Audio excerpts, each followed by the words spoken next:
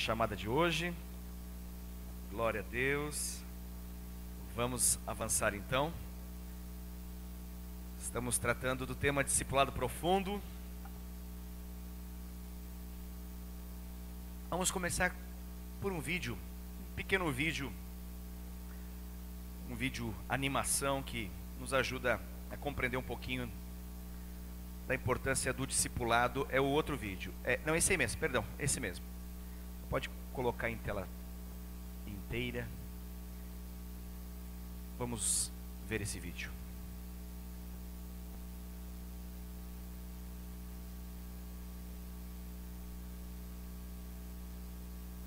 Jesus disse: ide e faça discípulos. E se ide parecesse menos com isto e mais com isso?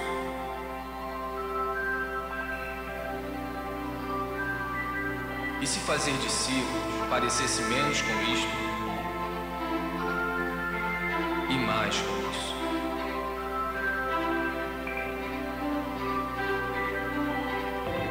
E se fazer menos eventos, encontros, prédios e grandes produções significasse menos estresse, despesas, dívidas, reuniões e angariações de fundo? Nós seríamos mais livres para experimentar o seu amor, amá-lo, amar o próximo, libertar, servir, enviar.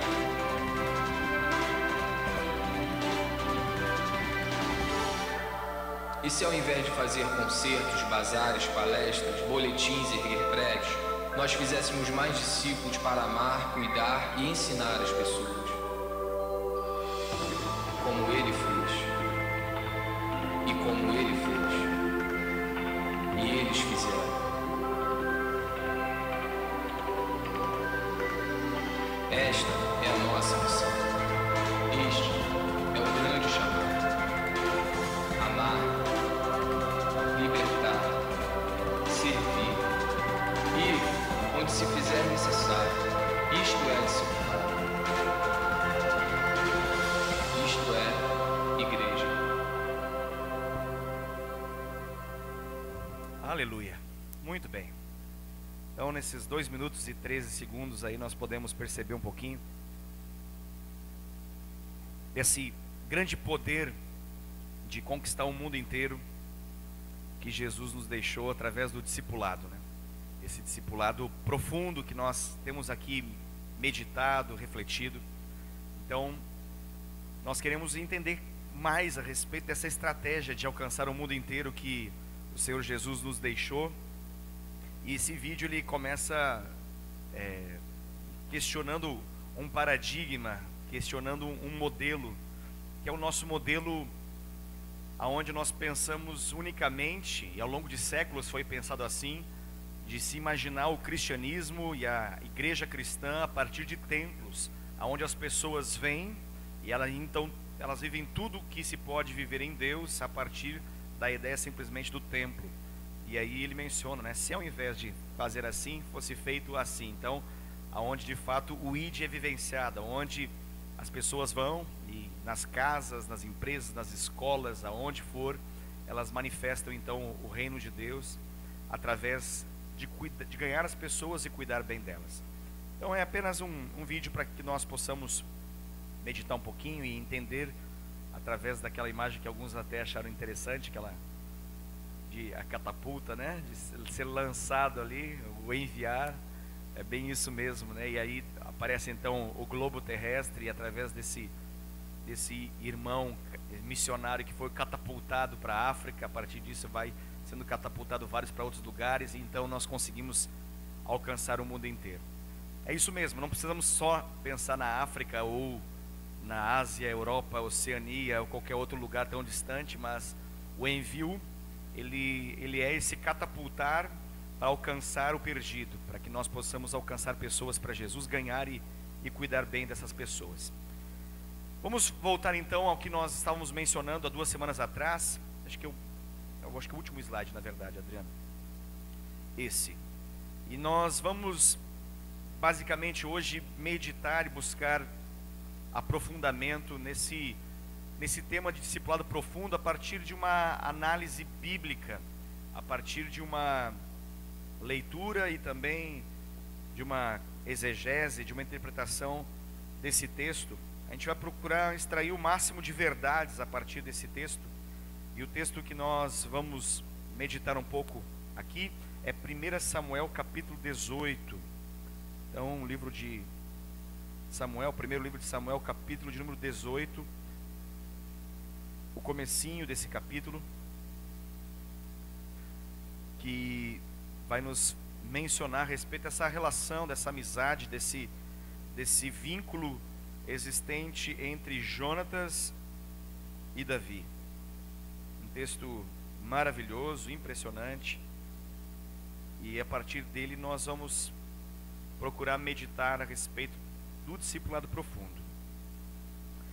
Muito bem, então na versão Almeida, revista atualizada que eu leio, diz assim a palavra de Deus: sucedeu que, acabando Davi de falar com Saul, a alma de Jonatas se ligou com a de Davi, e Jonatas o amou como a sua própria alma. Saul, naquele dia, o tomou e não lhe permitiu que tornasse para a casa de seu pai. Jonatas e Davi fizeram aliança, porque Jonatas o amava como a sua própria alma. Despojou-se Jonatas da capa que vestia e deu a Davi, como também a armadura, inclusive a espada, o arco e o cinto. Saía Davi aonde quer que Saul o enviava e se conduzia com prudência, de modo que Saul o pôs sobre tropas do seu exército, e era ele benquisto, bem visto, amado de todo o povo, e até dos próprios servos de Saul. Muito bem. Então esses versículos aqui vão nos ajudar a entender bastante, com maior aprofundamento, a respeito do discipulado profundo. Deixa eu só ver quem chegou ali. Tá também. Pronto, maravilha. Está registrado quem chegou aí: o Alex, a Joana e o Wagner. Glória a Deus. Então, esse material que nós temos aqui de 1 Samuel. Opa, chegou a Késia também. Chegou a Késia e o Ricardo. Késia. Cadê o Ricardo? Perdão. Acabei desatentamente não percebendo vocês. Muito bem. Veja só, nós temos essa narrativa aqui de um fato que aconteceu entre Jonatas e Davi. E essa história aqui, ela está dentro de um contexto. Eu acredito que você conhece o contexto anterior desse relato aqui, que é o capítulo 17. O capítulo 17 inteiro, ele vai falar a respeito daquela famosa história de como que Davi, ele foi levantado ao ministério por meio de uma batalha, de um confronto que ele teve com Golias. Então o capítulo 17 vai narrar com detalhes, desde o começo do capítulo até o fim dele, desde o começo onde acontece o desafio de Golias, aquela batalha travada entre filisteus contra israelitas. Aí depois a Bíblia vai mencionar como que o pai de Davi, Jessé, vai enviá-lo para esse campo de batalha, para que ele pudesse levar comida para os seus irmãos. Vai narrar ali também a reação que ele teve diante daquela circunstância, daquela situação, quando ele percebe a afronta de Golias.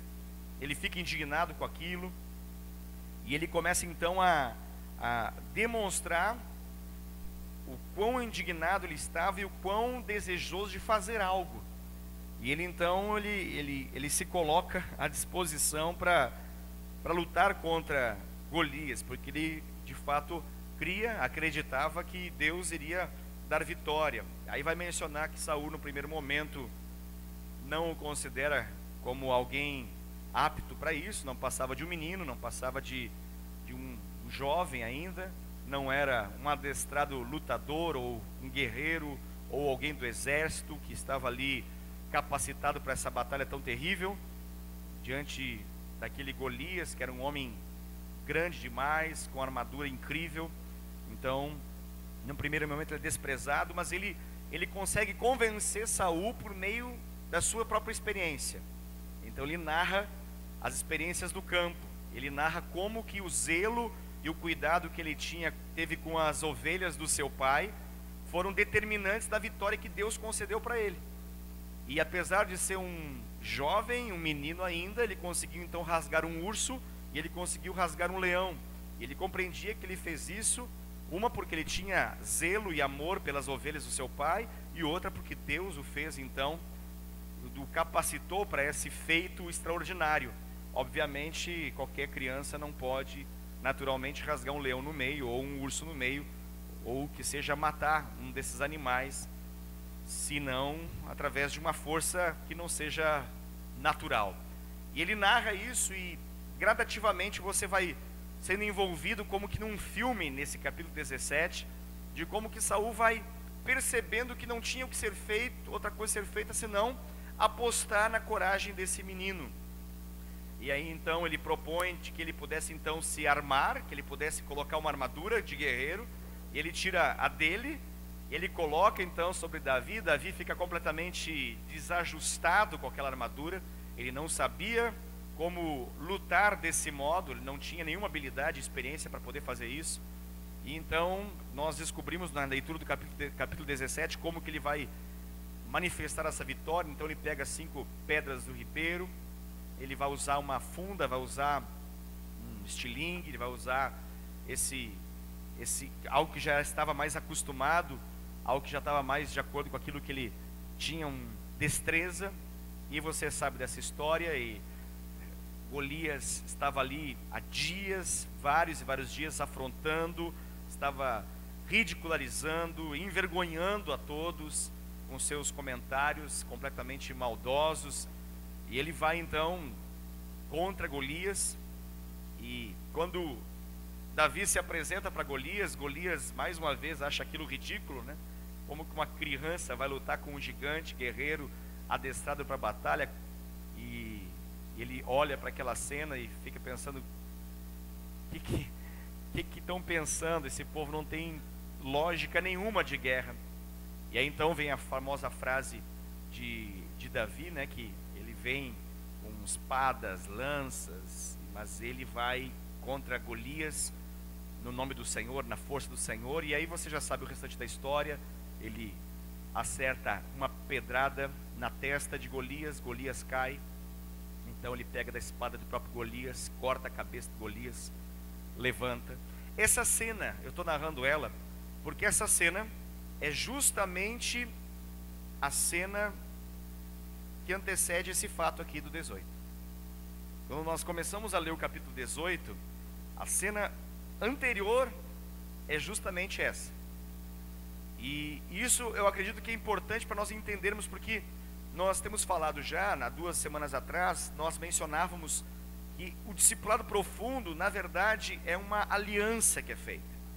É um momento no discipulado aonde ele sai da superficialidade para a profundidade, mas o que determina isso é uma aliança que é feita entre discipulador e entre discípulo.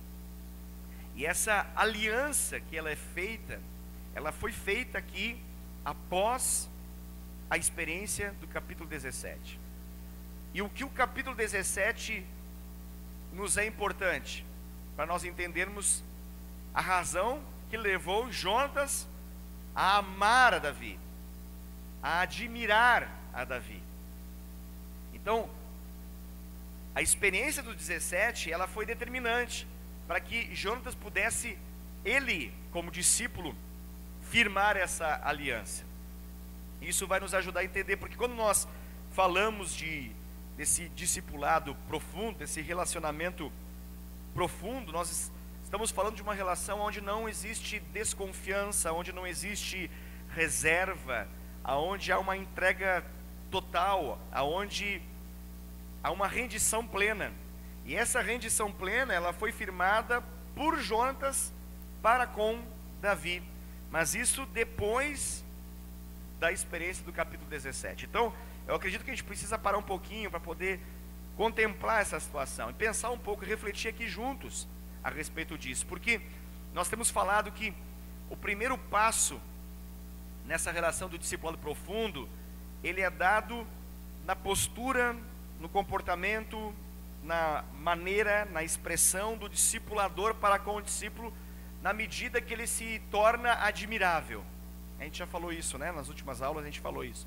Então, cabe ao discipulador ser alguém admirável. Cabe a ele dar conteúdo de admiração. Fazer algo, de algum modo, para que o discípulo tenha a possibilidade e a facilidade de render a sua vida a esse discipulado profundo. Davi fez. E a maneira como Davi fez, ela foi algo que aconteceu em Deus, aconteceu na dependência de Deus, no sobrenatural de Deus. O que Davi fez não foi apenas meramente qualidades naturais que ele apresentou para esse futuro discípulo, Jonatas, mas a maneira como ele conduziu a sua vida na dependência do Senhor, a maneira como ele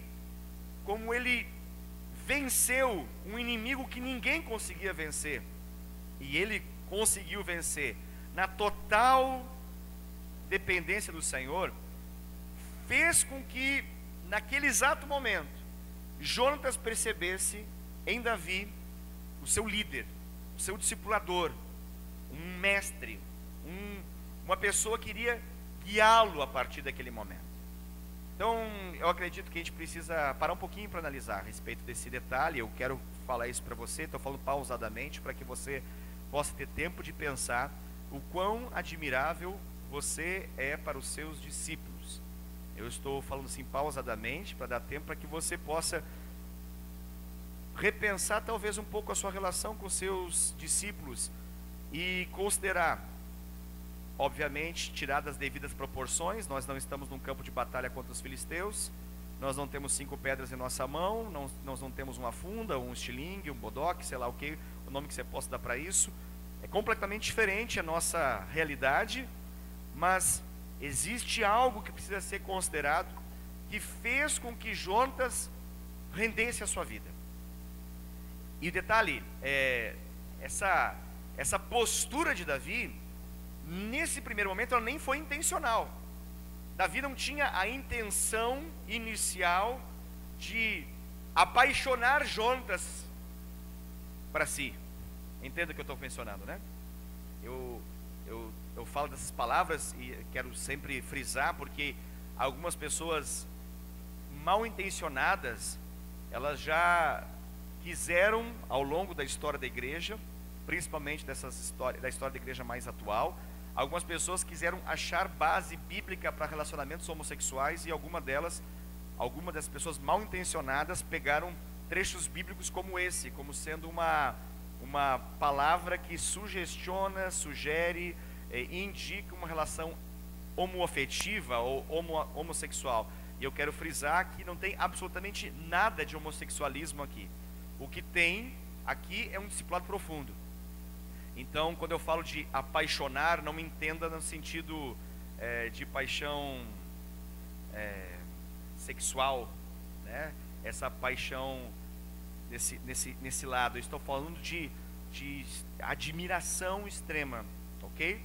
Então, pontuemos isso para que você, e se você for fazer uma simples pesquisa, você vai ver que algumas igrejas LGBT acham bonito esse texto como sendo um texto base para um homem amar outro homem como a sua própria alma, como sendo um lema de vida, sem compreender o que isso de fato significa, ok? Então, dado esse comentário, voltamos para o nosso texto, só para que você não tenha talvez a tendência de achar outra coisa do que o texto não diz. Não há nenhum registro disso, muito pelo contrário.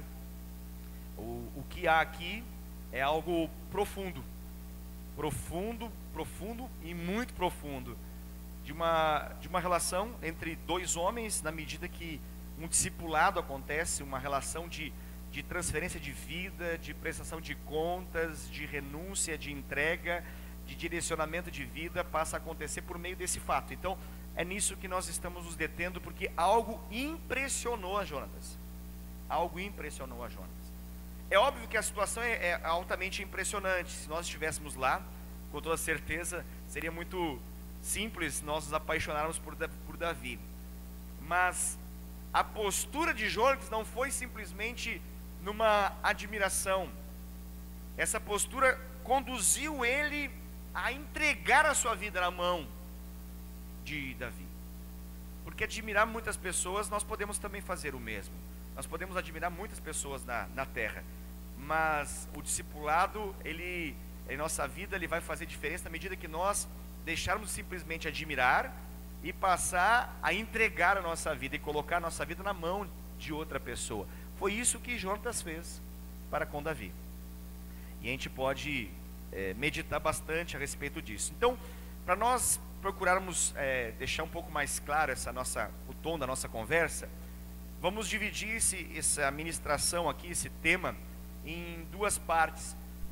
E é importante que você entenda que essa ministração que foi colocada aqui, ela foi a base tanto de uma ministração que o pastor Luiz deu no Presbitério de Governo Nacional, ou seja, com os coordenadores e presidentes de todos os estados. Ele ministrou esse tema aqui para eles no primeiro momento.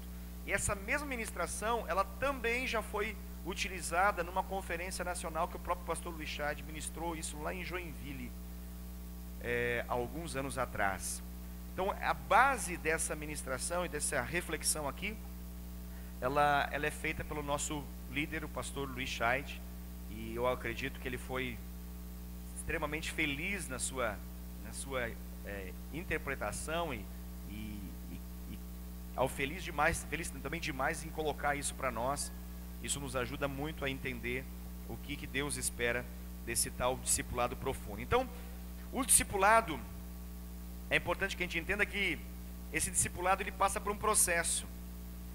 E todo processo discipulado ele precisa chegar a um momento aonde essa aliança ela é feita. Então, o alvo de um discipulado que se começa é caminhar até o momento onde vai acontecer o capítulo 18 na sua vida também. Então, o capítulo 18 aqui do livro de 1 Samuel, ele é fundamental, porque ele é exatamente o momento onde o discípulo firma o discipulado profundo. E quem firma esse discipulado profundo é o discípulo.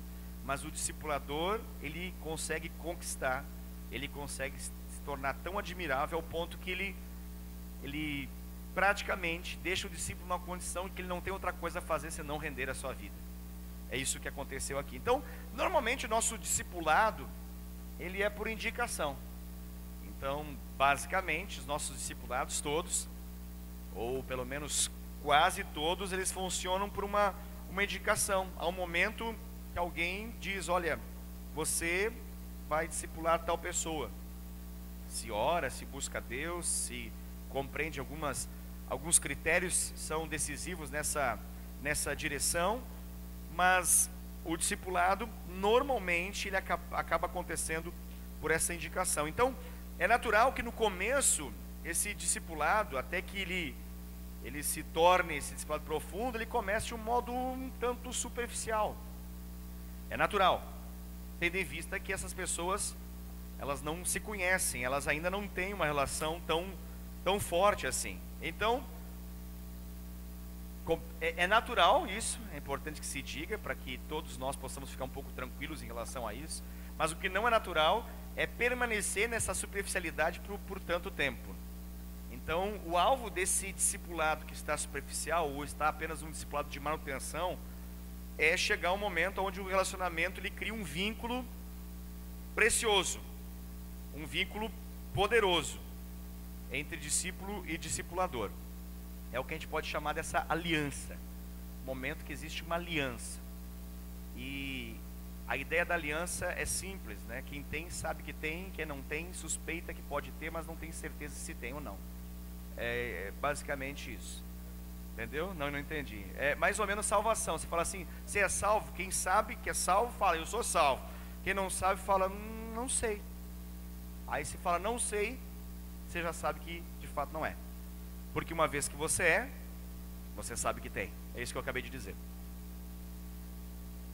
Então, a aliança de discipulado é a mesma coisa. Se há uma suspeita, fique tranquilo. É superficial. Não é profundo. Porque quando é profundo, você sabe que é profundo. Ambos sabem que é profundo. Já houve um capítulo 18 na sua vida, que você vai entender melhor daqui a pouquinho, e garante para você e para o seu discipulador, ou para você e para o seu discípulo, que de fato já aconteceu essa aliança, esse pacto, esse elo entre as duas pessoas. Eu acredito que nós, como Igreja Fonte Vida, estamos caminhando, quisera que pudéssemos ser um pouco mais ágeis, mais velozes nisso, mas nós estamos caminhando de um modo geral, saindo da cultura e da mentalidade de discipulado de manutenção e superficialidade, para uma relação de discipulados profundos. Pela graça de Deus temos vivenciado isso. Eu acredito, como pastor dessa igreja, conhecendo as relações de um modo, alguns mais, outros menos, mas de um modo geral, conhecendo as relações que existem entre os discipulados, eu acredito, apenas por contemplar e ver os frutos, que uma parte de nós, em nosso meio, vive um discipulado profundo, mas uma parte ainda maior ainda está aprisionada num discipulado de superficialidade. E eu não estou julgando que ninguém é mal nessa história, não me entenda de forma equivocada quando eu faço essa análise. Não estou dizendo assim, a culpa é desse, a culpa do outro. Não estou em busca dos culpados, eu estou apenas fazendo uma constatação. E essa constatação, acredito que pode nos ajudar a nós percebermos, para poder mudarmos, para poder alcançar aquilo que Deus quer. E por que talvez possamos chegar a essa definição, essa análise? Pelos frutos, pela força do discipulado. Porque o discipulado de manutenção, ele tem uma característica muito clara: a falta de frutificação. E o discipulado profundo tem uma característica muito clara: a grande frutificação. Então você analisa uma relação de discipulador com discípulo, e você percebe que há um fluir da vida de Deus, que passa do discipulador alcançando a vida do discípulo, e que se manifesta como frutos consistentes, duráveis, duradouros, permanentes, poderosos de Deus na vida do discípulo. Mas isso significa perfeição do discípulo? Claro que não, não me entenda mal. Mas são frutos evidentes. E você entende a força do discipulado, porque o discípulo coloca crédito no discipulado para isso acontecer. Quando ele levanta os seus troféus, ele não levanta sozinho, ele chama o discipulador e fala: conseguimos, e eu só pude conseguir porque eu tenho um discipulador, meu discipulador amado me ajudou. Então, quando essas relações acontecem, e elas são claras, são testemunháveis, todos ficam sabendo, você percebe, ali tem um discipulado profundo. Ali aconteceu um capítulo 17 e um capítulo 18. Quando não existe isso, talvez Deus ainda está formando o capítulo 17. Talvez alguns Golias vão precisar morrer em nosso meio, para que possa gerar admiração possível, forte o suficiente, para que o capítulo 18 aconteça. E eu oro para que isso aconteça em nome de Jesus, para que nós possamos deitar muitos Golias, e para que muitos Jonatas, discípulos, se apaixonem e amem o seu discipulador como amam a si mesmo. Muito bem, então essa aliança aqui é uma palavra importante. Na verdade é uma palavra decisiva quando a gente pensa em discipulado profundo. Se você quiser entender de forma mais abreviada discipulado profundo, entenda a palavra aliança. É uma aliança que tem. E a aliança, ela é diferente de contrato, né? Você sabe, quando a gente fala de casamento, a gente por vezes explica isso, né? O casamento é uma aliança, o contrato é diferente de uma aliança. A aliança, ela não visa ser quebrada, né? A aliança, ela não tem um projeto de rompimento. A aliança, ela não está contemplando o fim. A aliança, como a própria aliança nós temos, ela é uma realidade circular, né? Ou seja, você não sabe onde começa, onde termina, apenas simbólico isso, mas explica algo, ou seja, você não está interessado em aonde que está a porta por onde eu saio. Já o contrato não, quando um contrato é formado, nós procuramos ao fazer um contrato deixar tudo muito claro, para que quando alguém não faça a sua parte, nós possamos então anular aquele contrato, ele não tem mais valor, nós rompemos o contrato. Existe relação de discipulado nível contrato, posso chamar isso de discipulado superficial. E é aquela lógica, não gosto do meu discipulador, não consigo mais suportá-lo, me troca de discipulador, ou o discipulador fala assim, meu discípulo não rende, meu discípulo não vinga, eu não sei mais o que faço, já plantei bananeira e mesmo assim nada acontece, não aguento mais, por favor, eu estou morrendo, para não morrer, tira ele de mim, coloca para outro. Então essa relação, a clássica relação de contrato e não de aliança. Quando acontece a aliança, assim como todo mundo sabe que tem pessoas que estão casadas e elas têm prazer em falar isso para os outros, elas colocam uma aliança no dedo, elas vão no cartório, elas deixam público para todos, não tem problema com isso, elas não têm dificuldade com isso, elas não têm reserva nenhuma de deixar muito claro que estão aliançadas. Então nós sabemos de fato que uma aliança foi feita, não é um mero contrato que a qualquer momento pode acabar, mas tem uma aliança. Eles estão protegidos diante de uma declaração, de um pacto que fizeram, de uma entrega, de uma renúncia que foi feita. Então, essa aliança de Davi com Jonatas aqui, ela só aconteceu, isso é muito importante você entender, porque Jonatas amou a Davi. Então, a nossa reflexão deve ser como ajudar o meu discípulo a me amar. É uma pergunta engraçada, né? Mas é uma pergunta importante, porque eu preciso me tornar amável. Eu preciso de algum modo me tornar amável. Então eu posso colaborar nesse processo, como posso atrapalhar esse processo. Você concorda comigo, né? Acho que todos aqui já se apaixonaram por alguém no nível, assim, relacionamento homem e mulher mesmo, certo? E quando você se apaixonou por alguém, como é que foi a sua relação com essa pessoa com quem você se apaixonou? Como que você se portava quando estava essa pessoa que era alvo da sua paixão próxima a você? Lembra ainda ou faz muito tempo?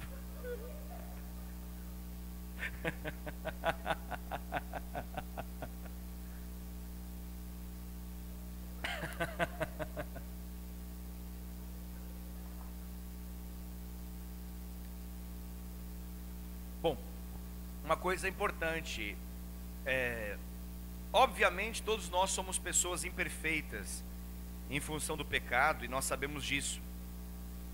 Mas uma premissa da paixão é que você quer que a pessoa que é o alvo da sua paixão possa retribuir isso, né? Não é uma paixão velada, né? Não, você quer resposta disso. E para isso, eu lhe ajudo a lembrar, talvez faz muito tempo que aconteceu isso na sua vida, mas você buscou mostrar o quão bom você é para aquela pessoa que foi o alvo da sua paixão. Porque se você, por ser muito realista, franco e inocentemente bobo, quis mostrar só apestalhado, se você quis mostrar o quão ruim você é, muito possivelmente não deu certo isso. Ou se deu certo, trouxe talvez muitos problemas a serem resolvidos. Pastor, mas isso não omitia nossa fragilidade? Não, é que quando você está disposto a fazer com que alguém se apaixone por você, quando você está disposto a fazer com que alguém o ame, você sabe que você tem fraquezas e limitações, mas você vai mostrar firmeza, você vai mostrar responsabilidade, você vai mostrar um caráter aprovado, um bom comportamento, você vai procurar mostrar que essa pessoa tem motivos pelos quais se apaixonar por você, além da sua beleza natural, que é muito evidente, é claro. Não é mesmo?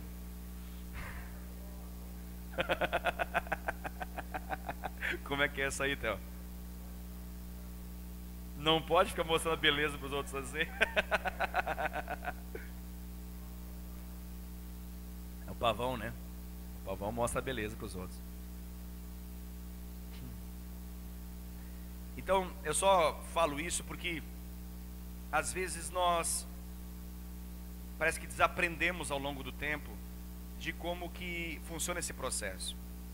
E às vezes algumas pessoas, ao invés de mostrar razões pelas quais o seu discípulo o admire, por alguma razão que não dá para entender porquê, essa pessoa parece que tem o prazer de mostrar para o seu discípulo situações para que ele não admire, para que ele suspeite, para que ele fique confuso, para que ele fique em dúvida, para que ele não fique em paz na decisão de render a sua vida. E isso é importante nós pensarmos um pouquinho. Às vezes a dificuldade, eu não estou dizendo que todas elas se resumem nessa resposta, mas às vezes a dificuldade do discípulo não render a vida está justamente no discipulador. E bom é quando o discipulador percebe, porque aí ele tem chance de mudar. Mas quando não percebe, ele está com uma viseira, tipo de cavalo assim, sabe, que impede ele de ver situações que são tão evidentes. Aí, claro que o discipulador acima dele, né, pode ajudá-lo nesse sentido, e isso é fundamental, pode ajudar ele perceber algumas situações que não estão aí tão claras para ele. Mas é importante nós entendermos isso. Por quê? Porque para ter o capítulo 18 teve o 17, por isso que eu fiz todo aquele comentário 17. O 18 não nasceu de forma espontânea. Jonatas, de uma boa alma, desejoso, um dia resolveu entregar a sua vida para alguém, cuidar, direcionar, proteger, e ele assim acordou no capítulo 18, olhou para frente, tinha um homem lá chamado Davi, e falou assim: você vai ser o meu discipulador amado, em quem eu me alegro tanto. Não foi assim.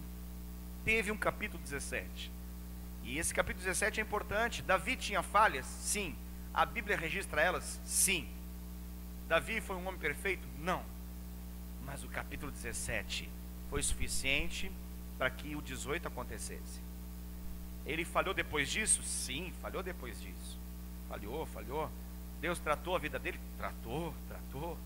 Teve complicações sérias em relação ao tratamento de Deus na vida dele? Teve complicações sérias em relação ao tratamento de Deus na vida dele.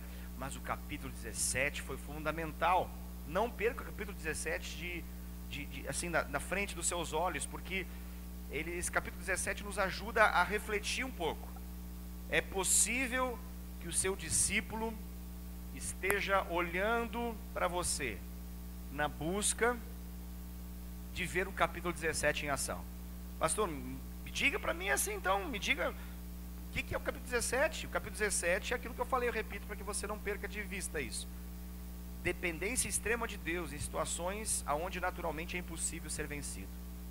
Eles estão de olho nisso.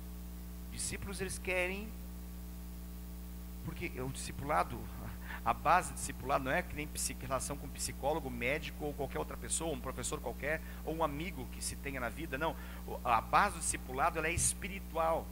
Então, o que faz o discípulo admirar o discipulador não é simplesmente aspectos naturais, e eles ajudam, é claro, mas o que mais pesa nisso tudo, e é decisivo nisso, é o aspecto espiritual. E o capítulo 17 é um capítulo muito espiritual.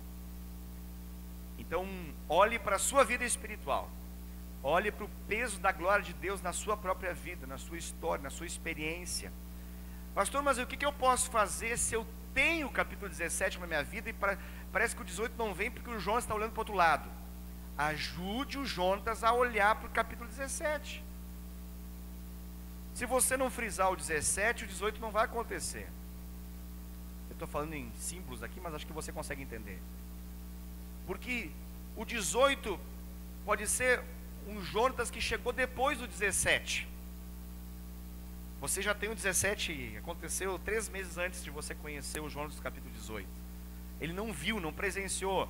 Então, ajude ele a saber. É importante isso. Porque às vezes a gente vai para o discipulado, assim, vamos começar o discipulado. Eu vou conhecer o meu discípulo. Quem você é? Como que você age? Como que você pensa? Mais importante que eu conhecer ele, claro que isso é muito importante, é ele me conhecer. Davi se demonstrou. Ele demonstrou sua humanidade e demonstrou sua dependência de Deus e demonstrou como agir em Deus. O capítulo 17 é uma demonstração clara da indignação de um homem, da revolta interna e demonstrável de alguém que não aceitou aquela condição de escravidão, de dominação, do mal sobre o bem, do diabo sobre o povo de Deus. Ele não aceitou. Como que ele lutou? Como que ele fez isso tudo? Isso foi o que impressionou a Jonatas. Nós não estamos aqui para formar psicólogos, nós estamos aqui para formar discipuladores. Então, precisamos deixar claro, o capítulo 17 é um capítulo de formação de discipuladores de excelência. O capítulo 17 é a demonstração pública de discipuladores de alto nível, de calibre admirável. Alto calibre. Então, o Jonatas teve facilidade de fazer isso, de estabelecer essa aliança. Quem que estabelece então a aliança? De quem é a iniciativa? A iniciativa da aliança, ela é do discípulo. O discípulo fala: eu quero fazer uma aliança de discipulado. Eu, nessa noite, nesse dia, nesse exato momento, eu quero deixar de ser um discípulo meia boca para ser um discípulo total. Eu quero deixar de ter reservas para me entregar por inteiro. Eu quero deixar de controlar minha própria vida e vou deixar que você seja a manifestação do controle de Deus sobre a minha vida. Uau, isso é forte demais. Então quem tem iniciativa é o discípulo. Porém, o discípulo só fará isso se ele for conquistado. Então o discípulo precisa ser conquistado. E o grande tema desse momento aqui, pelo menos da ministração, é como conquistar. Como conquistar. Vamos colocar outro videozinho, Adriana? Se puder apagar a luz para nós novamente, Rogério. Esse videozinho aqui que eu vou colocar para vocês é de um pastor. Esse pastor é um pastor na cidade de como é o nome daquela cidade que eu me esqueci agora? Cidade do Rio de Janeiro, Maricá. Acho que é Maricá. Isso, acho que é Maricá. Esqueci o nome da cidade agora. Ele é um pastor e ele tem um ministério muito baseado na questão de liderança. Inclusive, ele tem esse ministério de liderança de sucesso, um pastor muito bom. Ele tem um destaque lá no Rio de Janeiro, de uma igreja do MDA, chama-se Bruno Monteiro.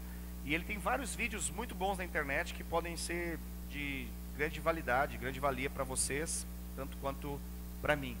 Eu pincelei um vídeo aqui, só para que a gente possa meditar um pouquinho a respeito de que não fazer um discipulado. Então, ele tem aqui uma mensagem para nós, 5 maneiras de não fazer discípulo, 5 dicas de como não fazer discípulo. Vamos lá.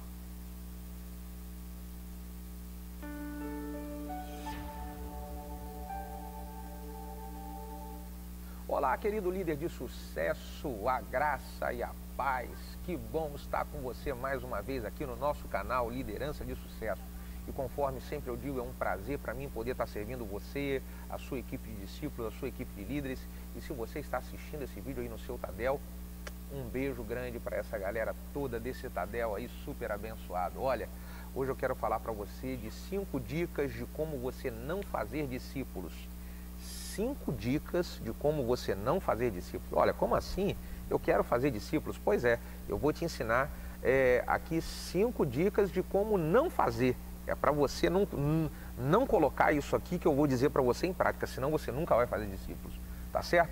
Vamos lá, a primeira coisa que eu quero dizer é, se você não quer fazer discípulos, você incentiva a galera à competição. Incentiva as pessoas a competirem. Olha, uma das coisas que atrapalha a igreja de formar discípulos é a competição. Se as pessoas elas estão competindo, elas não vão gerar discípulos, elas vão gerar pessoas para elas mesmas, elas vão gerar robôs delas mesmas. E discípulo de verdade nós fazemos sem o espírito de competição. beleza? Pega isso aí.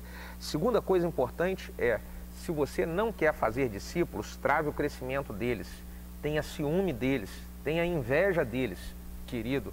É bem verdade que existem discípulos que nós estamos cuidando, que nós estamos tratando, que eles vão avançar mais do que nós.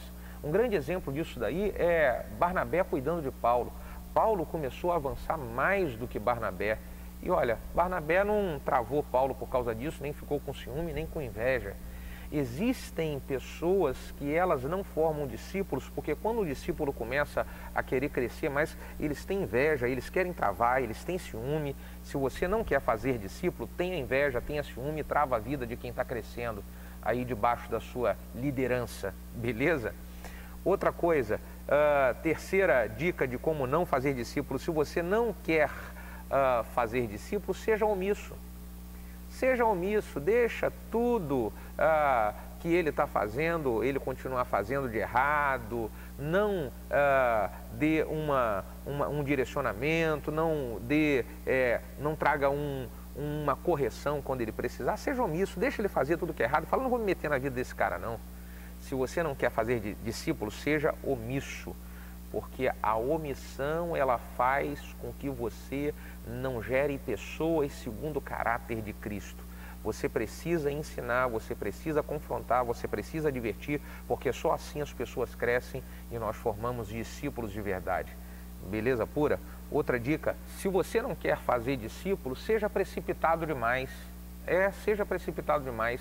Existem pessoas que elas confiam muito na habilidade, só na habilidade e não no coração.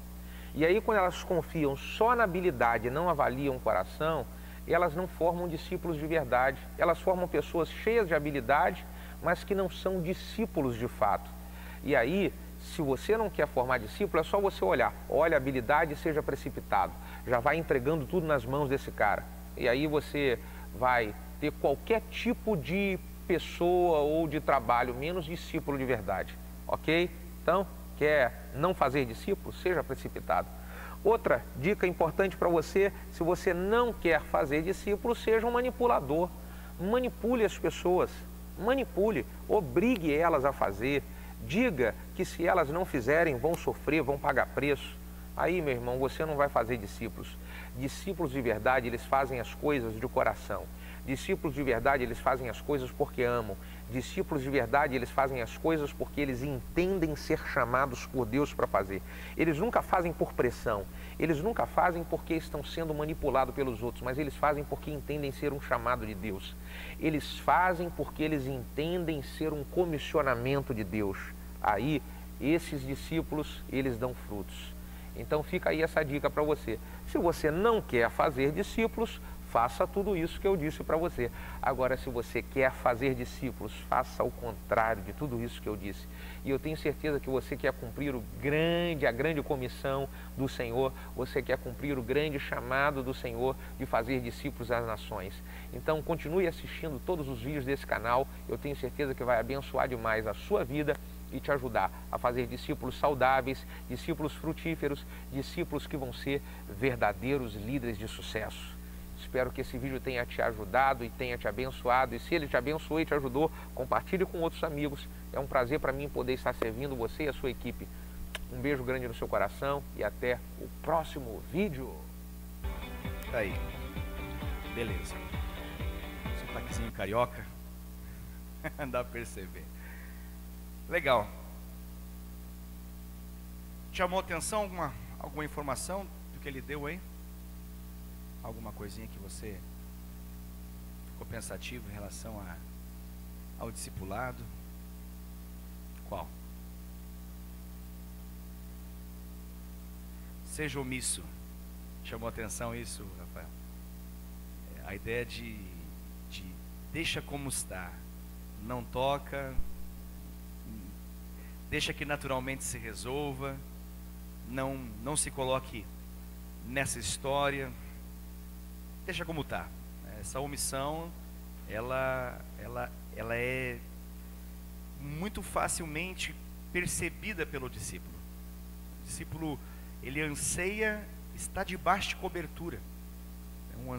O anseio do coração do discípulo é que o seu discipulador o cubra, que a sua discipuladora o cubra. Então, nesse processo de um discipulado superficial, ser omisso é fundamental para você manter essa superficialidade para o resto da vida, né? Então, se nós quisermos um discipulado profundo, nós precisamos parar de vez de ser discipuladores omissos, né? O que na prática isso pode ser mencionado? O que vocês acham em relação a essa omissão? Conversemos um pouquinho.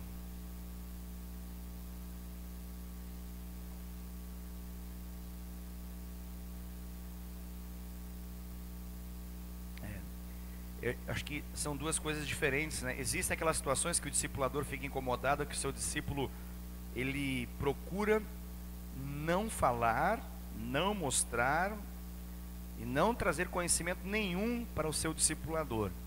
Essa é uma situação. Mas existem outras que são evidentes, claras, gritantes, e que o discipulador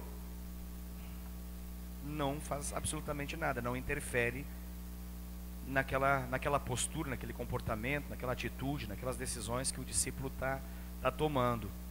E de duas uma, ou o discípulo vai acabar achando que isso é o normal, ou ao perceber que não é normal e o discipulador nada fez, vai ter uma grande dificuldade de confiar no seu discipulador como alguém relevante na sua vida, como alguém importante o suficiente para que mude um comportamento, uma atitude, uma circunstância que na verdade o próprio discípulo já sabe que não é de Deus, que não é boa e que está causando mal, algum mal para a vida dele mesmo.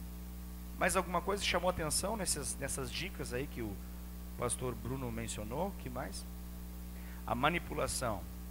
O que vocês acham a respeito disso que ele mencionou ali?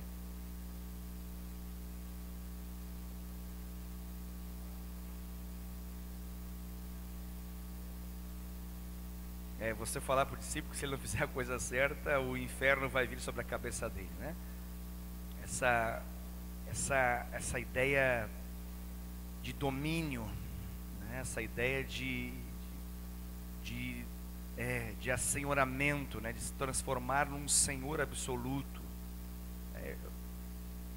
Qual que você acha que seria a diferença nesse processo?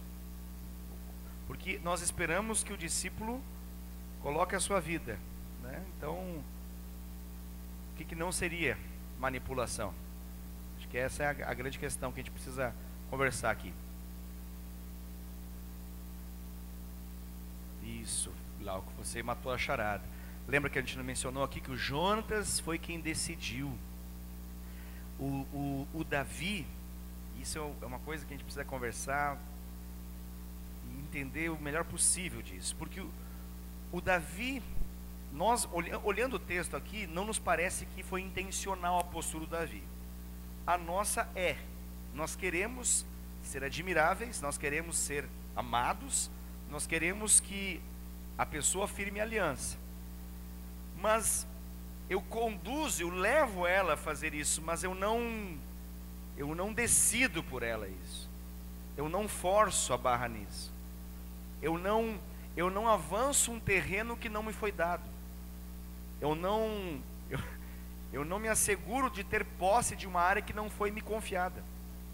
Então, o Davi vai ter posse sobre a vida do Jonatas? Eu acredito que sim, nós vamos ver isso. O Davi vai ser um senhor sobre a vida do Jonatas? Eu acredito que sim. Ele vai ser um dono da vida do Jonatas?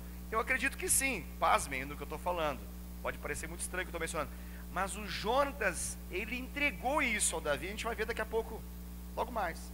Foi uma decisão espontânea do coração do Jonatas, diante daquilo que o Davi demonstrou para ele.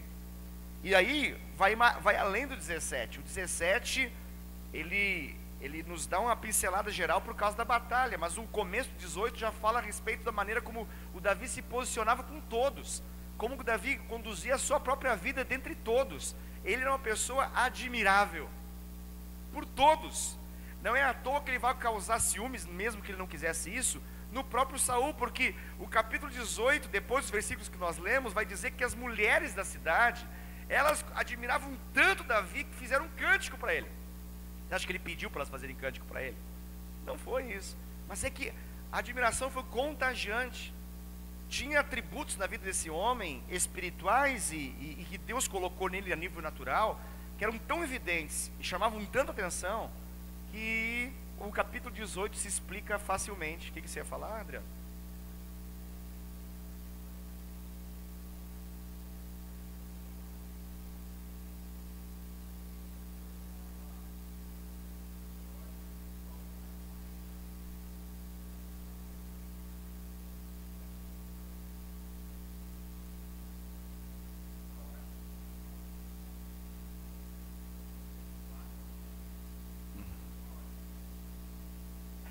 O que você está mencionando, que existe uma diferença entre uma direção e uma direção de Deus, uma palavra do Senhor, e uma manipulação. Sim, eu acredito também que há uma grande diferença entre uma coisa e outra. Uma palavra de vai e não peques mais, ou uma manipulação que envolve o meu gosto pessoal e o desejo que eu tenho de te colocar forçadamente para baixo da minha liderança. Então, eu acho que a manipulação pode ser explicada nesse sentido. É quando eu forço alguém a se submeter. A ideia que me desculpa, às vezes minha cabeça funciona por imagens, mas a ideia é que eu tenho um estupro, simples assim. É um abuso.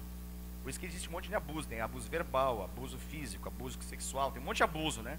Todos eles são problemáticos, todos eles são criminosos, todos eles são dignos de ser tratados depois. E pode existir também abuso espiritual, ou abuso ministerial, que é quando eu forço as pessoas a se submeterem a mim. Então, não é isso que nós vemos na postura de Davi. Isso, na verdade, causa um afastamento. Eu estou fazendo o link daquilo que o pastor Bruno falou com o nosso texto aqui, para que a gente possa pensar. Mais alguma coisa chamou a atenção nas dicas? Tony, travar o crescimento, né? Interessante essa colocação dele, né?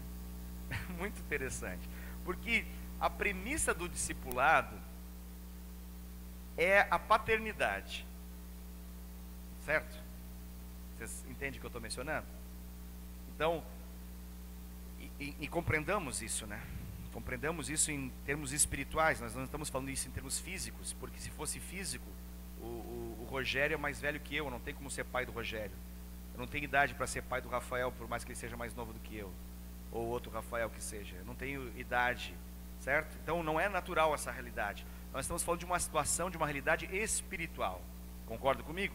Então, essa paternidade, qual que é a premissa de pai? Né? Você que é pai, você que é mãe, pode me ajudar a compreender. Ainda hoje eu falava, a gente estava conversando com uma enfermeira, e ela estava falando algumas coisas, e ela citou uma frase que eu achei interessante. Ela falou assim, ela disse, sabe como é, né, pai e mãe? Falando com a Dai, comigo e com a Dai junto, né? Assim, às vezes a gente fica sem para dar para os nossos filhos, né?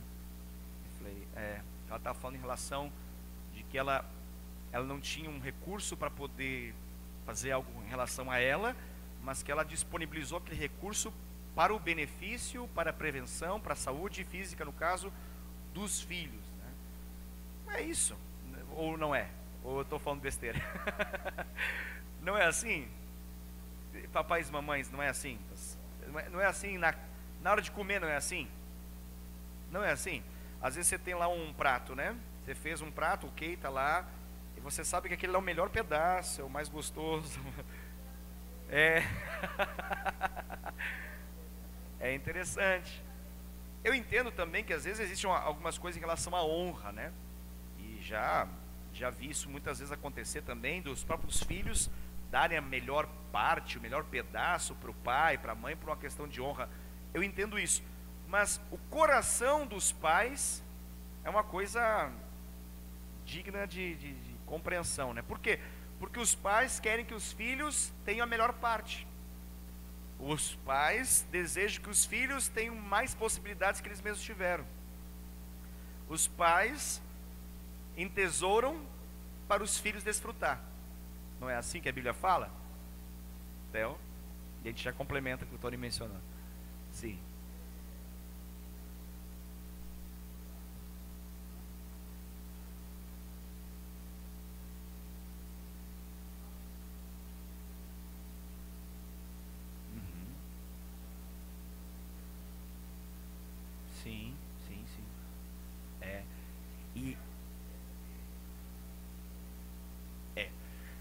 Aí que está a questão.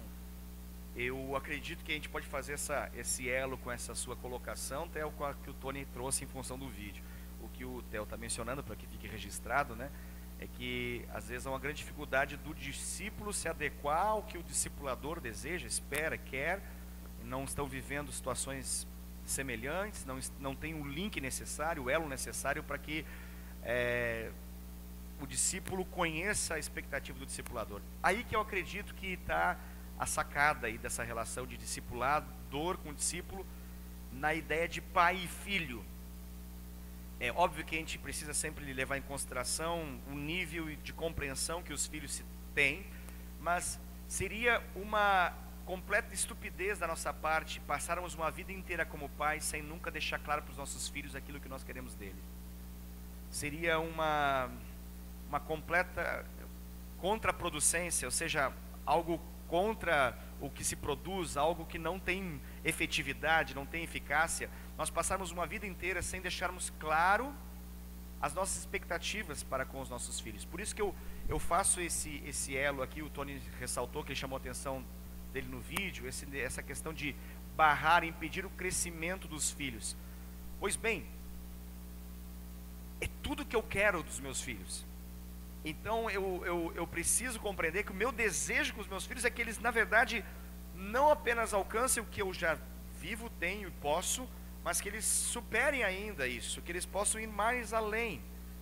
Para isso é um trabalho, é uma obra, e por isso que eu falo que naturalmente é superficial no primeiro momento a relação, mas ela tende à profundidade, assim como na relação, o elo que se tem com os filhos.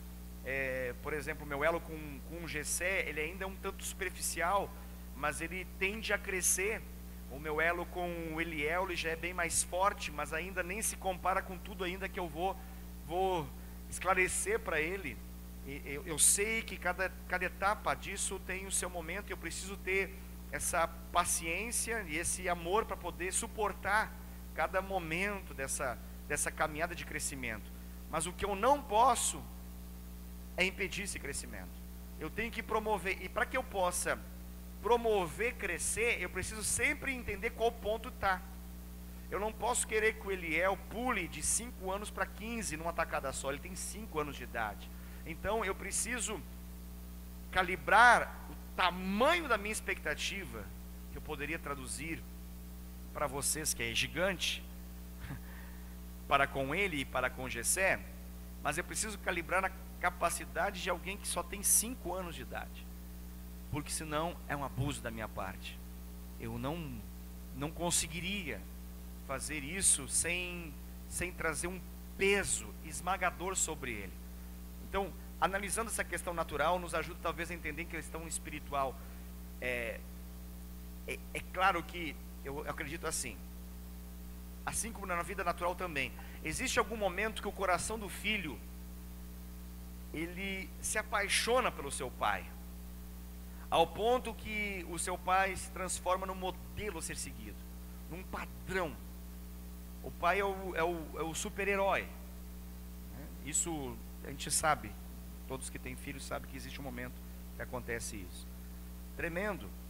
E quando acontece isso, você percebe que o nível de absorção do filho é muito maior do que antes, quando não tinha essa admiração. A maneira dessa admiração, ela vai mudando de acordo com o tempo. O Eliel fica impressionado com a minha força, porque eu consigo levantar coisas que ele não consegue. Mas isso não é nada, absolutamente nada. Mal ele sabe que qualquer homem do meu porte consegue levantar aquilo. Vai chegar momentos que ele vai se admirar com outras coisas, mas eu preciso ser admirável.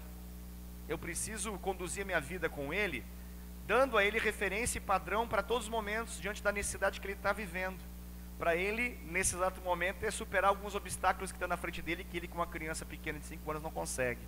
Então, para ele, eu sou um super-herói que consigo fazer algumas coisas impressionantes, mas ele não sabe que é totalmente natural. Mas eu quero conduzir ele apenas uma admiração natural para outros níveis de admiração, que são aquelas que realmente vão importar para ele se transformar, se tornar no homem de Deus que eu anseio e tenho grande expectativa para com ele. Mas só terminando a minha frase e passando para o Theo mencionar o que ele está pensando. Vai chegar um momento que eu vou deixar muito claro isso tudo. Vai chegar um momento que eu vou deixar muito claras as minhas expectativas. E eu quero que até lá, Deus calibre todas as minhas expectativas para que nenhuma seja meramente minha. Porque as que forem meramente minha, eu prefiro jogar rapidamente no lixo. Porque eu não quero que os meus filhos se moldem ao que eu quero. Eu quero que os meus filhos se moldem ao que Deus me faz ver sobre eles. E eu não quero que eles sejam necessariamente uma cópia exata do que eu sou. Eu quero que eles sejam tudo aquilo que Deus determinou no coração dele, para o Eliel e para o Gessé serem. E nisso eles vão me superar. Nisso eles vão muito mais além. Então, quando o pastor Bruno Monteiro aí menciona disso, é entender que os meus discípulos, eles precisam muito mais longe. E que eu não devo, não posso, e é a coisa mais absurda de alguém que não entendeu o que é ser um discipulador, quando alguém castra e impede o crescimento dos seus filhos, porque não entendeu o que é filho, achou que era um chefe. E chefe não suporta outro chefe. Chefe tem que manter todo mundo como subalterno. Não se configura a coisa de alguém sentando na mesa das decisões. Não se aceita a ideia. Então, existe a possibilidade de ter uma relação de discipulado nível chefe e súdito. Não é essa relação que nós queremos. Nós queremos uma relação pai-filho, mãe-filha. Pode falar o que você estava pensando, Theo.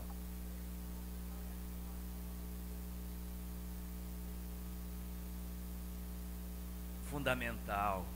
Você matou a charada.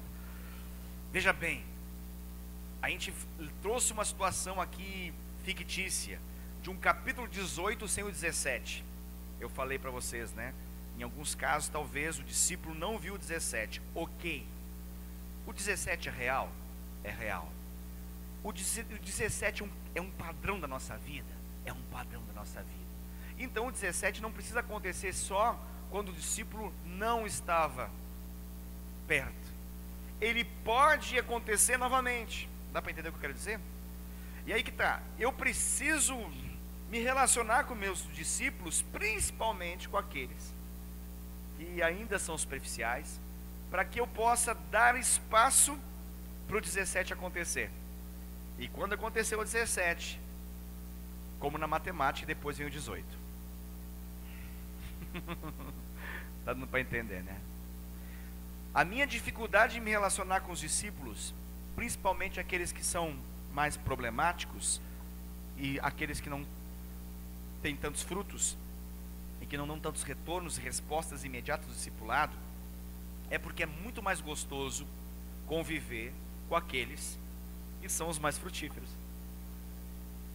Só que o detalhe é que se eu me resumir a isso, se eu ficar apenas com esse, eu não vou ser tão admirável. E detalhe, pasme nisso, às vezes eu já vivenciei essa situação, posso falar dela. O discípulo aqui, ele tem uma maneira de me ver. Claro, óbvio, porque ele presenciou o 17. O outro, ele olha e vê essa situação e não entende por que essa pessoa é assim. E eu fico pensando, por que não imita? Não é assim que a gente pensa por vezes? Cola ali que vai ser sucesso.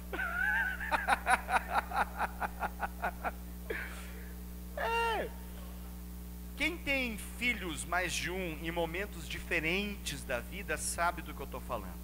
Às vezes você teve um filho antes de Cristo na sua vida. Aí depois você teve um filho em Cristo.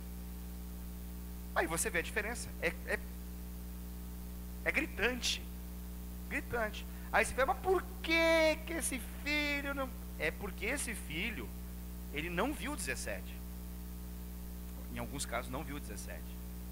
Ou melhor, ainda está vendo 17. Ou melhor, precisa de mais detalhes e informações do 17 para que possa ter segurança de fazer essa rendição. E às vezes aqui chegou no momento na cara do gol ali, né? E viu só o 17. Para ele o 17 que importa. Ele não viu 1, 2, 3, 4, 5, não viu o leão, não viu o urso, não viu nada. Ele viu 17 e se apaixonou. Está dando para entender o que eu quero dizer? Então, eu preciso levar isso em consideração também. O que eu posso fazer com isso?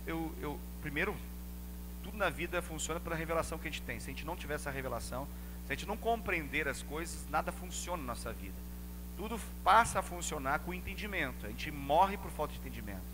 A Bíblia, o Senhor fala por meio de Oséias: meu povo se perde porque lhe falta conhecimento. Aquilo que eu não conheço, eu não possuo. Aquilo que eu não possuo, eu não desfruto. É simples de entender. Se eu não sei que é meu, eu deixo, a Deus dará. Então eu preciso levar em consideração, eu preciso pedir para Deus me mostrar por que existem barreiras. E na medida que mostrar, eu preciso ser muito espiritual, crente, cheio do Espírito Santo, poder quebrar essas barreiras. E talvez quebrar essas barreiras seja de modos que não são tão assim complicados quanto possa parecer. Nenhuma demonstração de um capítulo 17 assim, de forma teatral. Não, mas é na convivência. Eu preciso na convivência me permitir ser visto por um Jonatas, até o ponto que o Jonatas chegue e fale e conclua: eu não conhecia você. Já aconteceu isso com você, pastor? Sim, já aconteceu também. De pessoa fala assim: me perdoa, eu te interpretei mal, eu me perdi pela sua juventude, eu achei que você era uma coisa, e você se expôs, vivenciou comigo mais uma milha, e me aceitou, teve paciência de caminhar mais uma milha ainda depois, e agora, hoje, aos 47 do segundo tempo, estou aqui para falar para você que me perdoa, eu estou disposto a fazer uma aliança discipulada com você. Glória a Deus por isso. O importante é que fez uma aliança discipulada. Pastor, mas por que é tão importante levar alguém a fazer uma aliança discipulada? Porque esse é o chamado de Deus para a nossa vida. E porque essa é a única maneira que a pessoa tem de romper. Então, se eu amo essa pessoa, como na verdade é a premissa do discipulado, eu devo amar o meu discípulo, eu preciso, por amor a ele, conduzi-la a se apaixonar por mim. Me entenda? Ok? Me entenda. Mas por que você está carente de paixão? Não, eu consigo dormir à noite sem a paixão do outro. Mas tem uma coisa: se ele não me admirar, não existe honra. E se não tem honra, ele não recebe bênção. Porque não tem como ser abençoado sem honrar. Eu preciso me tornar alguém digno de honra. Deu para entender, né? Então não é uma questão assim: você não dorme à noite, pastor? Não, eu durmo à noite. E ronco ainda por cima. A daí que eu diga. Mas o detalhe o detalhe é que eu vejo na vida da pessoa, a pessoa fica andando em círculos. Ela fica lá e não, ela patina e não vai. E é tão triste isso. É tão triste, deprimente. O que fazer, pastor? Eu preciso matar um Golias. Eu preciso matar um Golias na frente desse cara. Eu vou orar para Deus: Deus, levanta um Golias, vou matar na frente do cara. Ele vai me ver matar esse Golias. Em nome de Jesus. Está entendendo o que eu estou falando, né? Golias pode representar um monte de coisa aí. Um monte de coisa. Mas ele precisa matar, ele precisa ver eu matar um Golias. Como é que é? Aí o discípulo chega e eu falo: esse Golias é muito pequeno, eu quero um maior. Eu acredito que não, querido. Eu sei que é brincando. É engraçado o comentário, mas isso é um processo espiritual. Esse não é uma. A gente não está falando de coisas naturais, a gente está falando de coisas espirituais. O maior interessado em ser negócio fluir é quem? Deus. O cara que trabalha incessantemente, sem dormir, o guarda de Israel, que é Deus, ele trabalha para quê? Para fazer isso acontecer, porque ele sabe, o próprio Deus sabe, que um número sem limites de bênçãos para se manifestar na vida dessa pessoa aqui, que é o discípulo, só vai se manifestar na medida que essa aliança acontecer. Esse discípulo sofre porque ele não rompe, ele tem várias áreas que não tem cobertura, ele lutas solitárias, ele anseia por algo que já lhe foi dado, mas ele não consegue romper porque ele não consegue fazer essa ponte de admiração. Então, o maior interessado em me fazer apaixonável é o próprio Deus. Então, se eu orar para o Deus que quer me fazer apaixonável, você acha que Ele não vai trabalhar em meu favor para me tornar apaixonável na vida das pessoas? Eu vejo isso acontecer a rodo, maneira de dizer, né? Em muitos de vocês até. E eu consigo entender que isso é obra de Deus.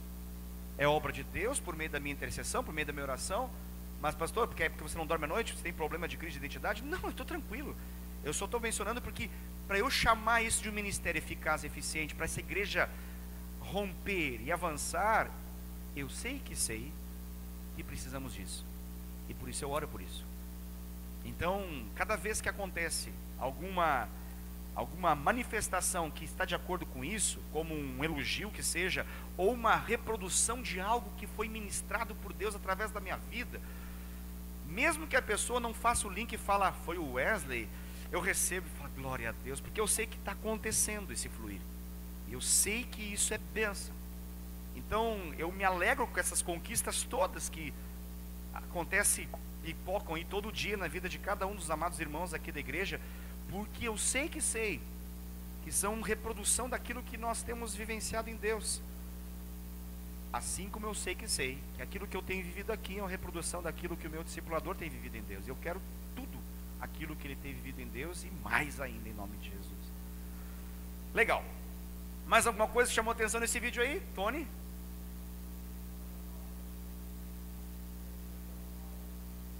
Por medo. Simplesmente por medo. Medo de que o discípulo roube aquilo que ele tem. Entende o que eu quero dizer? É um medo, porque aí não é visão de filho.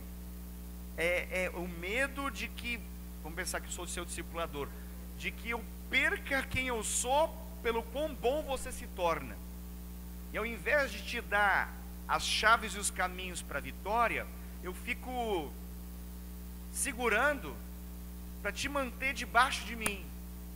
E nunca promover você a ficar do meu lado ou até de repente passar. É um medo bobo, desnecessário, porque na verdade nós não estamos numa competição. Não é essa a ideia. Foi a primeira palavra que ele falou ali, né? Não estamos numa competição nem entre os discípulos e nem do discipulador com o discípulo. Ora bolas, como seria um negócio desse? Pelo amor de Deus. Então é uma bênção se acontecer isso. Barnabé foi o cara. Não, Paulo foi o cara, mas foi o Barnabé que tratou o cara. Primeiro, Paulo nem seria aceito na igreja se não fosse Barnabé. Imagina se Barnabé fosse dodói, mimimi, sabe? Todos meu Deus, ele colocou a vida dele nesse negócio, falou assim, gente, aceite esse cara não é falso não. Aceitem o cara, ele está lá, participou sim da morte do Estevão, mas ele se redimiu. Ou melhor, ele foi redimido por Cristo. Deus fez uma obra, ele estava calado lá, ficou anos lá, ninguém deu bola para ele, agora estou resgatando eles, ó, aceitem, eu coloco a minha vida nesse negócio, ó, bota na minha conta aí. Ele vai ser muito, meu Deus. Eu fiquei depois pensando, né, quando Paulo, ele faz uma carta ao Filemon, e ele fala para o Filemon, aceite esse cara, como você me aceitaria, bota no meu crédito. O cara tinha crédito. Ele falou, olha, eu assino embaixo, olha, se alguma coisa der errado nesse processo, está na minha responsabilidade. É um nível da compreensão, da mentalidade, da revelação que esses caras tinham. Alguém levantou a mão, Dielis levantou a mão, por favor.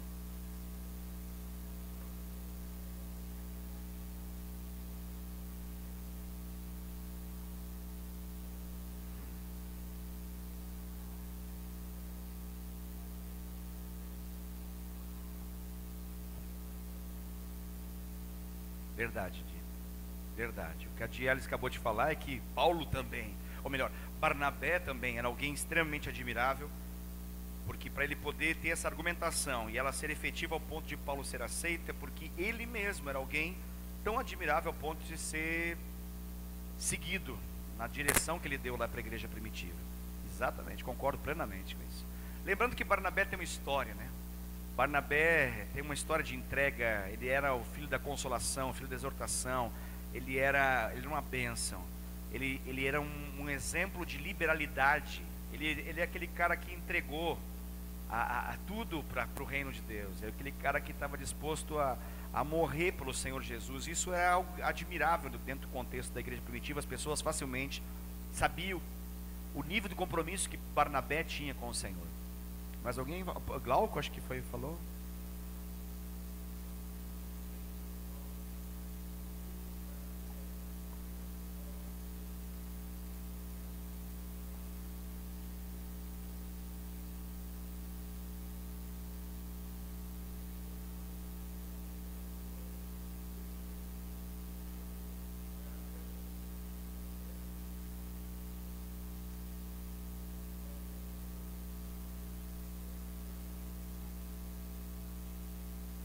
Sim, essas coisas podem acontecer. O livro de Atos mostra algumas situações em que Paulo tem um pouco de divergência com João Marcos e assim por diante. Pode acontecer. Eu acho que o livro de Atos nos mostra algumas dificuldades nos relacionamentos que existiam, não só entre discípulo e discipulador, mas entre até a equipe ministerial, como até hoje acontece. Porém, a habilidade de resolver conflitos e a capacidade de pedir perdão, reconsiderar e aceitar de volta de Paulo é algo admirável. Porque até aquele que no primeiro momento ele falava que não era alguém útil, depois ele fala, me traga também, porque agora me é útil. Ele reconhece que algo mudou, seja nele ou até mesmo naquele que foi o objeto do seu comentário anterior. Então, isso nos ajuda a compreender uma postura, um coração de aprendiz do discipulador. O discipulador pode falhar? Acredito que sim, pode falhar, mas esse coração de aprendiz, um coração ensinável, um coração capaz de pedir perdão e mudar, é fundamental para que esse discipulador continue sendo admirável, até mesmo em meio aos seus erros e às suas falhas. Gé, você levantou a mão? Por favor.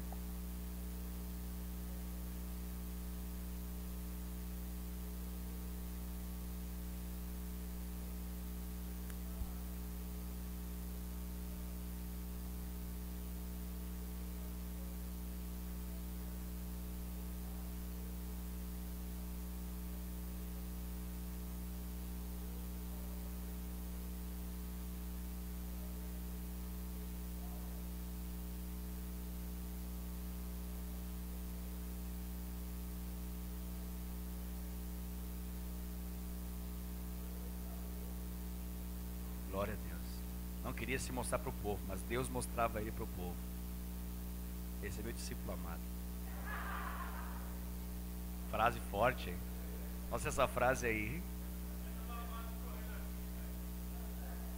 Que beleza. Eu gostei demais. Essa frase dá uma pregação, gostei dela. Bênção. Glória a Deus. Glória a Deus, já é isso mesmo, concordo plenamente. Barnabé é alguém admirável em vários aspectos da sua vida, em vários momentos, seja antes dessa experiência com Paulo, depois, nesses momentos que você mencionou, registrados em Atos dos Apóstolos, inúmeras experiências, até aquelas um pouco estranhas que acontecem em alguns momentos de divergência, vão para um lado, vão para o outro, algumas situações barreiras que se levantaram, mas a maneira como eles resolvem, elas também nos ensinam. E nos ensinam a resolver conflitos, situações que acontecem no dia a dia da igreja. E que bom que a Bíblia registra isso também, né? Não registra só uma situação idealizada, mas uma situação real, de que quando acontece isso, nós temos um caminho de restauração, de recuperar relacionamentos que por vezes se desgastaram.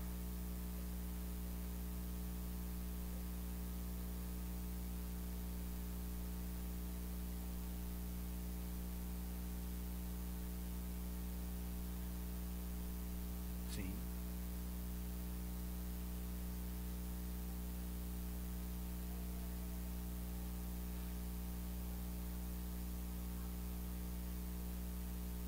Uhum.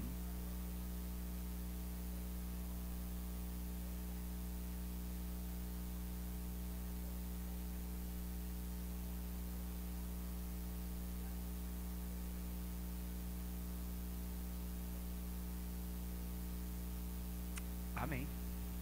Glória a Deus, é isso mesmo, João. Que bom que Deus nos dá a segunda chance, terceira chance, quarta chance. Glória a Deus. Até porque se não tivesse, eu não teria nenhum discípulo mais, porque eu já errei tanto com eles. E que bom que eles são misericordiosos comigo, como o Glauco. Com certeza, com certeza. Coração ensinável, coração humilde, fundamental. Se alguém tem que ser mais humilde e ensinável, é o discipulador. Esse precisa estar sempre com esse coração. Glória a Deus. Então só vamos resumir aqui esse comentário todo que nós mencionamos. Vamos falar um pouquinho sobre a questão da honra, porque eu entendo que a honra, ela não deve ser imposta. A honra, ela é algo adquirido. Honra imposta é ditatorial, aí a gente está falando de outra realidade, a gente está falando de ditador, a gente está falando de alguém que abusa. A honra, ela precisa ser adquirida. Na vida de Davi aqui, no versículo 5, a gente terminou com o versículo 5, ele é quase uma sequência da admiração que foi iniciada no capítulo 17 por Jonatas.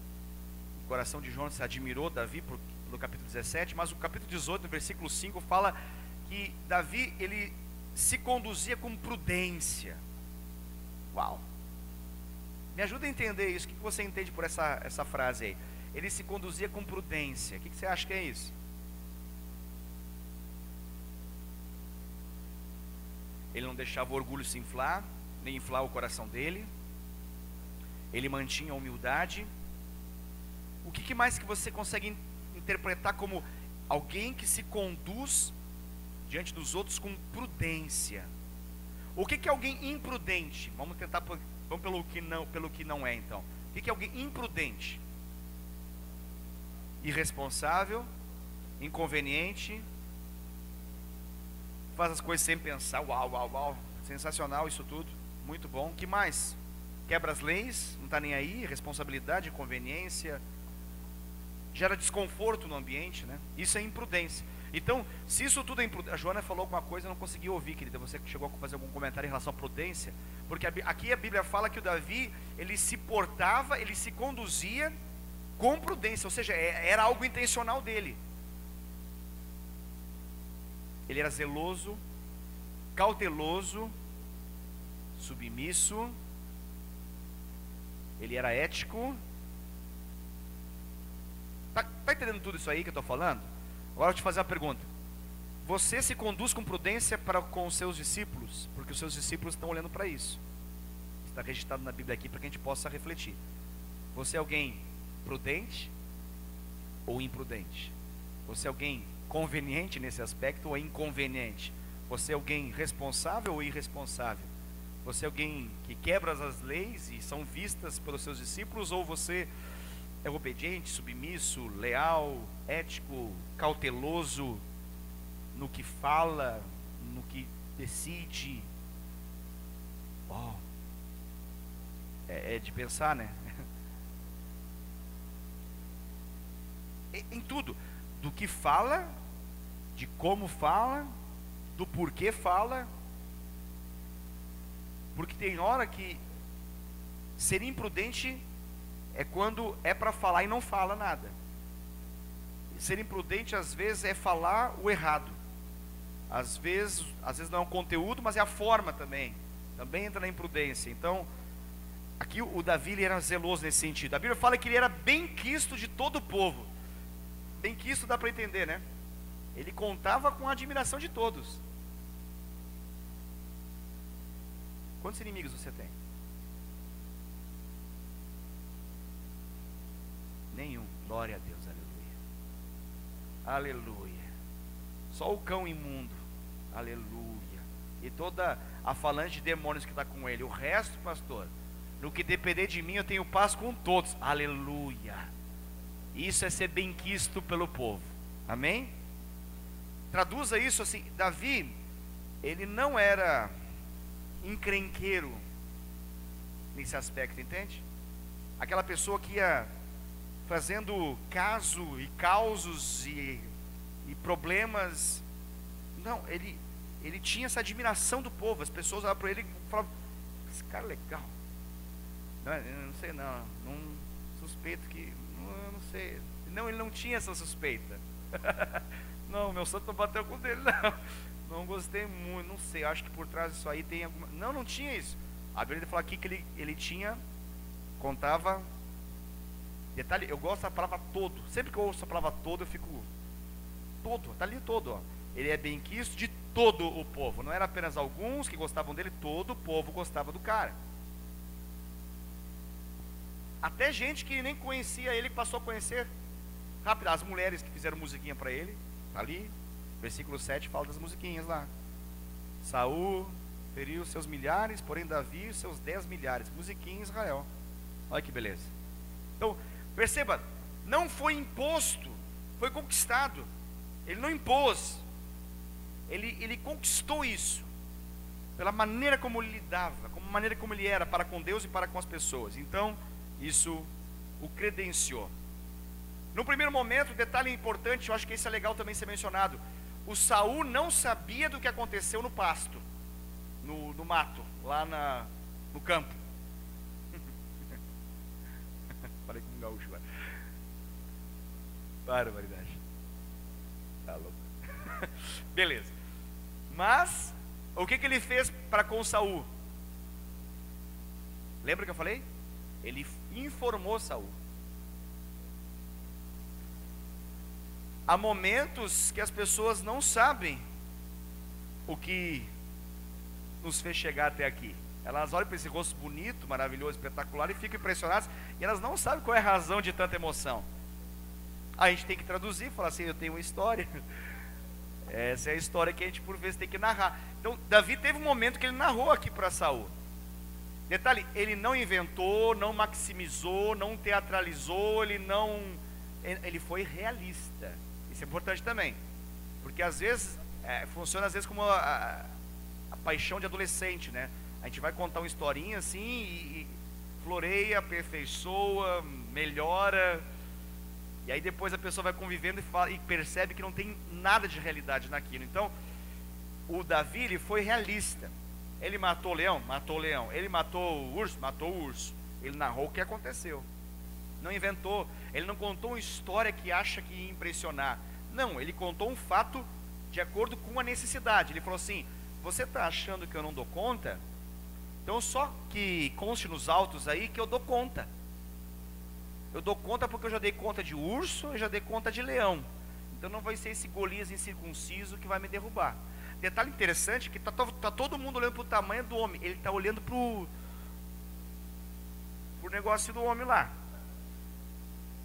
Porque o negócio do homem determinava se tinha aliança com Deus ou não. Ele fala, aqui está aliançado e ali não está. Então, isso é determinante. Ele olhava para a sua intimidade e fala, minha intimidade está marcada, desse cara não está, então já era, perdeu o playboy. Se eu derrotei o urso que não era circunciso, o leão não era circuncidado, esse Golias não vai se atrever. Você está entendendo a compreensão do cara? Quando ele fala, ó, você vem contra mim com espadas e lanças, eu vou contra ti em nome do Senhor. Quem é esse circunciso para afrontar o Deus de Israel, o exército do povo de Deus? Quando estava todo mundo olhando para uma coisa, ele estava olhando para outra.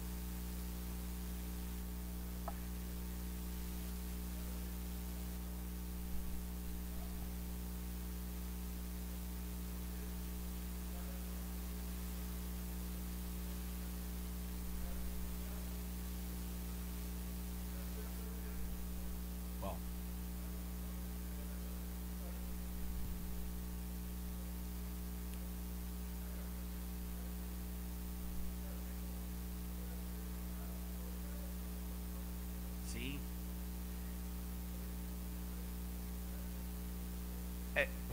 Podemos resumir esse seu comentário, Theo. Ele sabia quem ele era em Deus. Ele conhecia sua identidade. Discipulador que não conhece quem é um problema para si e para os outros. Discipulador que não sabe o que pode e o que não pode, as suas potencialidades no Senhor, ele está restringindo a si mesmo de viver coisas poderosas em Deus, como de se tornar admirável.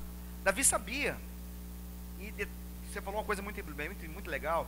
Apesar de todo o ambiente de medo, o medo coletivo e daquele ambiente não foi capaz de gerar medo no coração dele, porque ele sabia, eu sei fazer esse negócio. Detalhe, eu estou indo na força do meu Senhor. Não tem chance de... A certeza da vitória que ele tinha era algo impressionante. Eu acredito que Saul teve que fazer isso acontecer, porque como dizer para esse menino que ele não podia, se ele estava completamente convencido que podia? Essa é a força da fé, né? Ele tá certo, seguro. Vai contra alguém que está completamente seguro.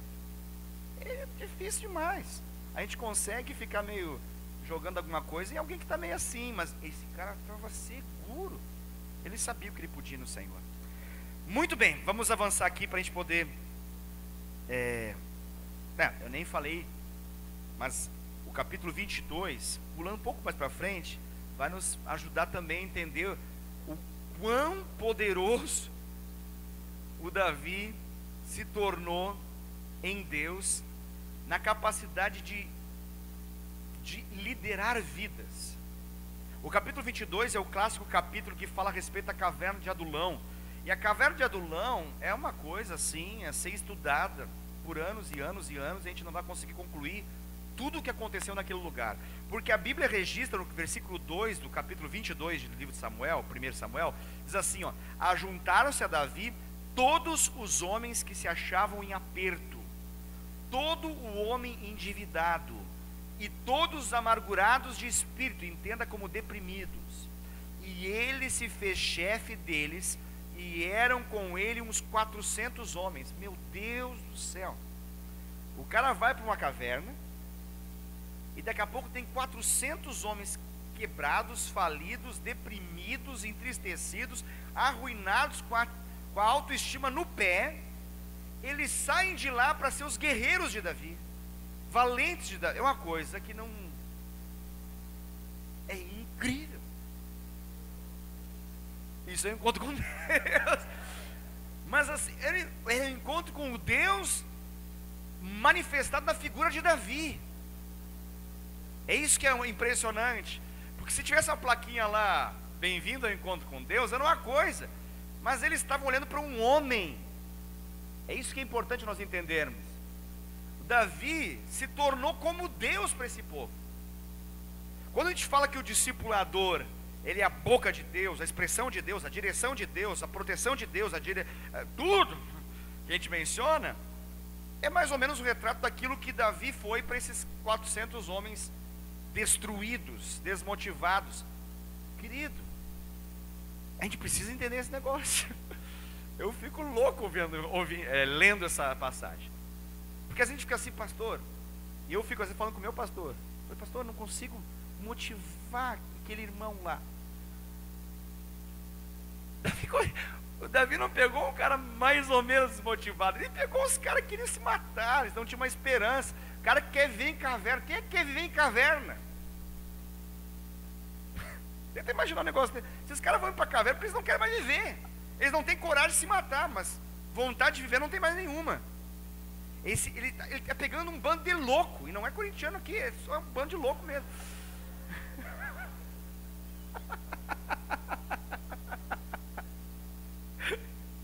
É um bando de louco, o povo aqui não está bem. É quase um hospital psiquiátrico aqui, mas virou um encontro com Deus. E ele transformou essa turma.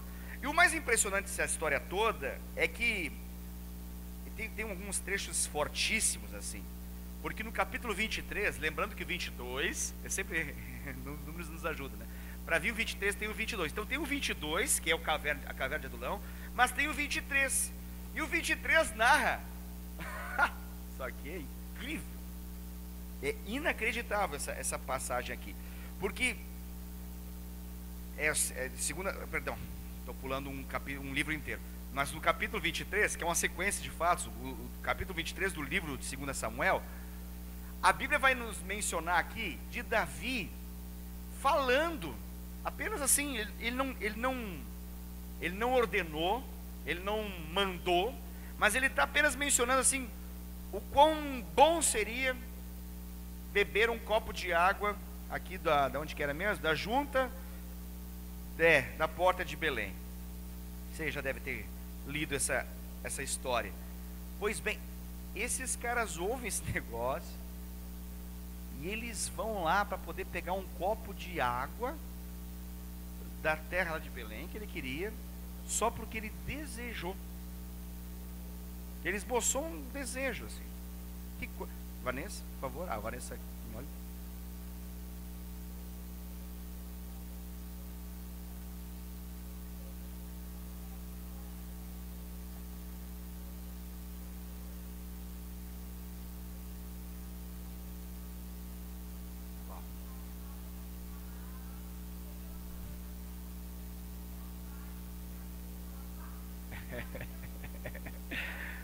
Eu acredito que sim, você tem toda a razão.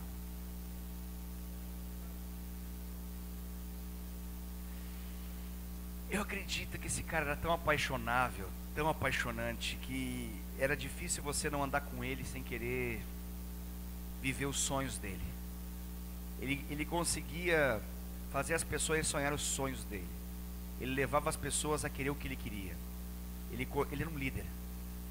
Ele era um líder por excelência. Davi, ele é uma tipificação do próprio Cristo no Antigo Testamento. Ele é um exemplo ainda limitado do próprio Cristo. Cristo tinha isso plenamente, ao ponto de uma pessoa olhar, levantar do que estava fazendo e seguir. Olhou e o olhar arrebatou. Mas aí aí é Jesus, né? A gente já falasse, não, é Jesus. Mas Davi está aqui. O Davi ele esboça, que bom seria se eu tomasse uma água lá de tal fonte. Os caras vão lá, eles tem que imaginar, não é uma cena, tem que imaginar, eles vão no acampamento do inimigo, eles estão colocando a vida deles em risco pleno, total, simplesmente para atender, não é uma direção. É uma loucura isso. Eu não sei nem chamar o que agora. Temos que inventar um novo nível, porque o profundo ficou pequeno agora. Que discipulado é esse, meu Deus do céu? Vamos chamar de tudo, porque não estão entendendo. Se a gente não entender o que tem nessa relação aqui, a gente vai, por isso que alguns interpretam que o Jonas era homossexual e se apaixonou fisicamente por Davi.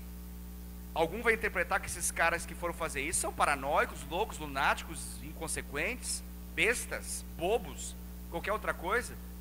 Mas alguma coisa, e para o bem. Hitler conseguiu isso para o mal. Davi conseguiu isso para poder manifestar a glória de Deus. Isso é impressionante. Tem pessoas que são altamente convincentes, persuasivas, tem, e podem levar pessoas a fazerem loucuras, sim, para o mal, sim, mas tem algo na liderança amorosa e de servo que Davi tinha para com seus liderados, que é algo que nós precisamos com certeza olhar com muito carinho e atenção. Agora, você lembra o que aconteceu depois que eles trouxeram a água? Esse negócio aqui, eu fico olhando para isso, e se eu tivesse lá eu falaria, cara, esse é o meu líder, cara. Não dá para acreditar num cara assim. Qualquer outro beberia com vontade, com força. Ele pegou e derramou. Ele jogou fora, pastor? Não, ele entregou como oferta ao Senhor, porque não se considerava digno.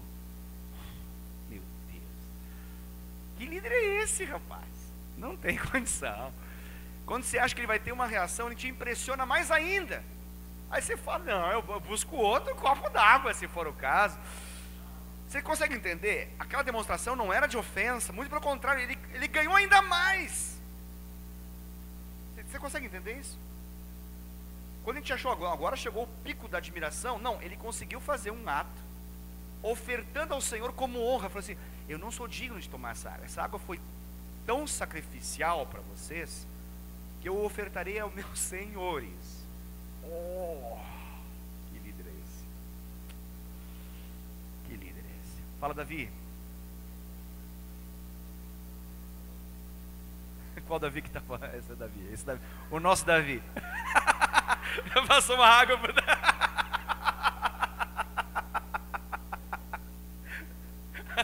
Que líder é esse, Davi? Que líder é esse?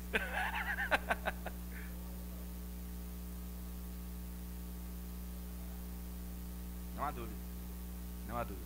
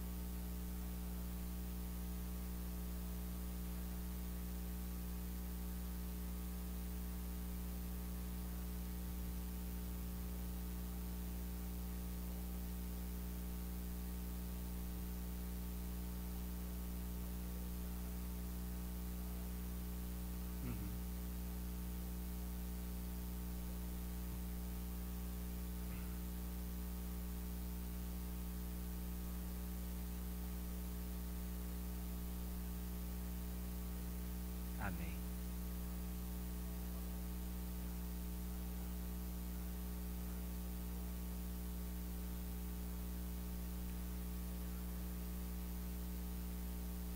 Qual deles? José do Egito.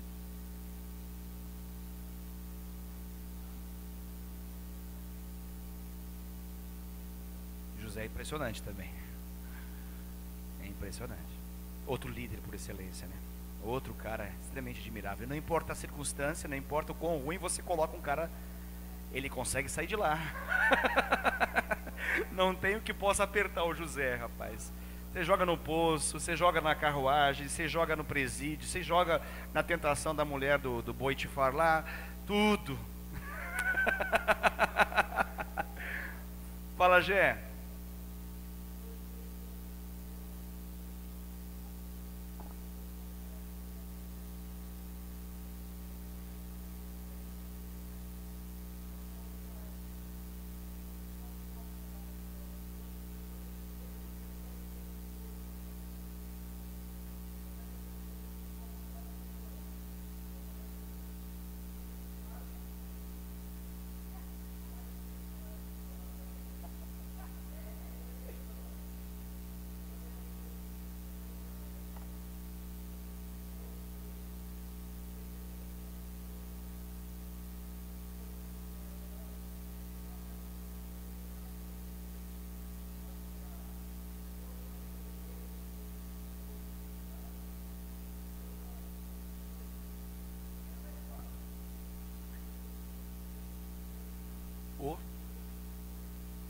Não há dúvida.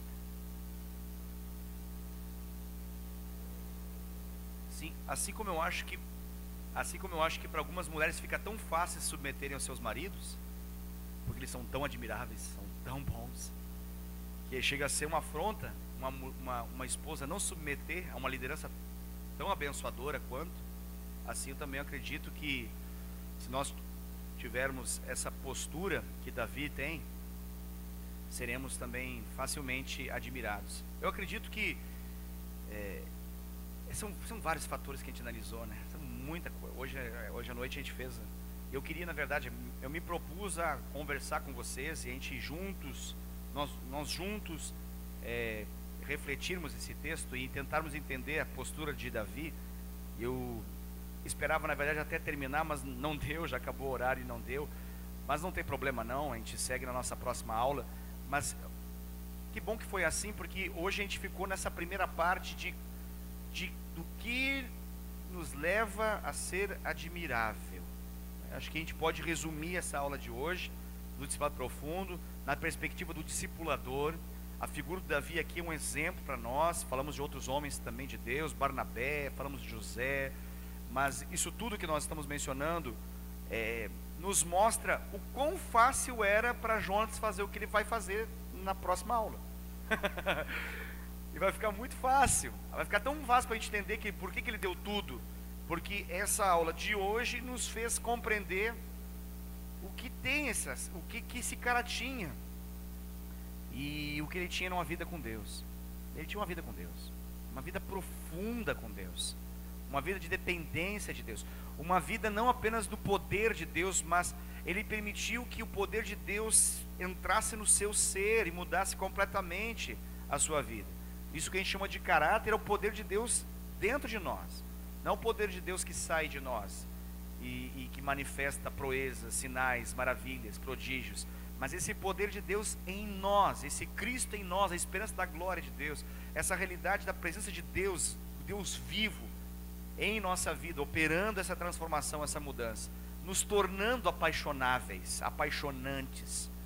Carnalmente não temos nada do que se tornar apaixonante. Nossa carne é ridiculamente terrível, ela é nojenta demais, mas o que Deus colocou em nós somos um bom depósito do Senhor.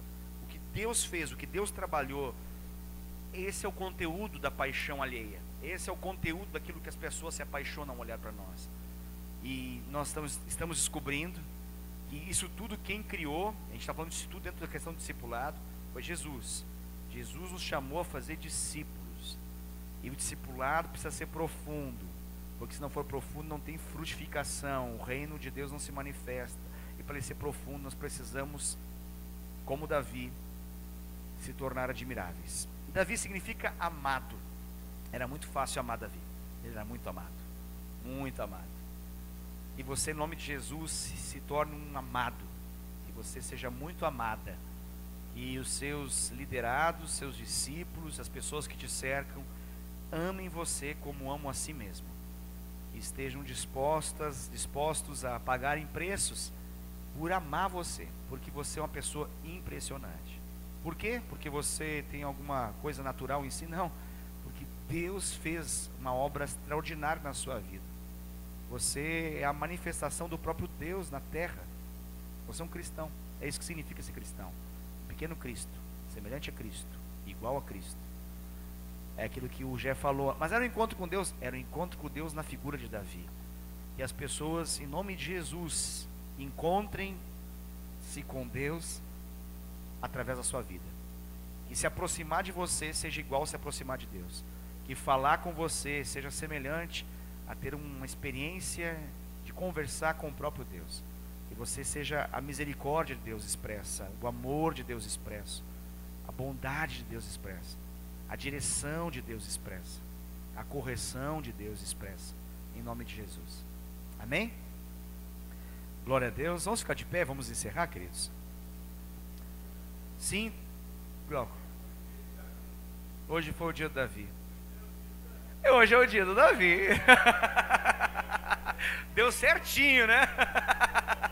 O Theo já está dando água ali sem parar. Se depender, ele vai trazer um lago inteiro para você, Davi. Porque você é muito admirável. Por falar nisso, é verdade. Davi, você é muito admirável. Você é uma bênção, querido. É uma bênção. Nós amamos você como igreja, como irmãos em Cristo.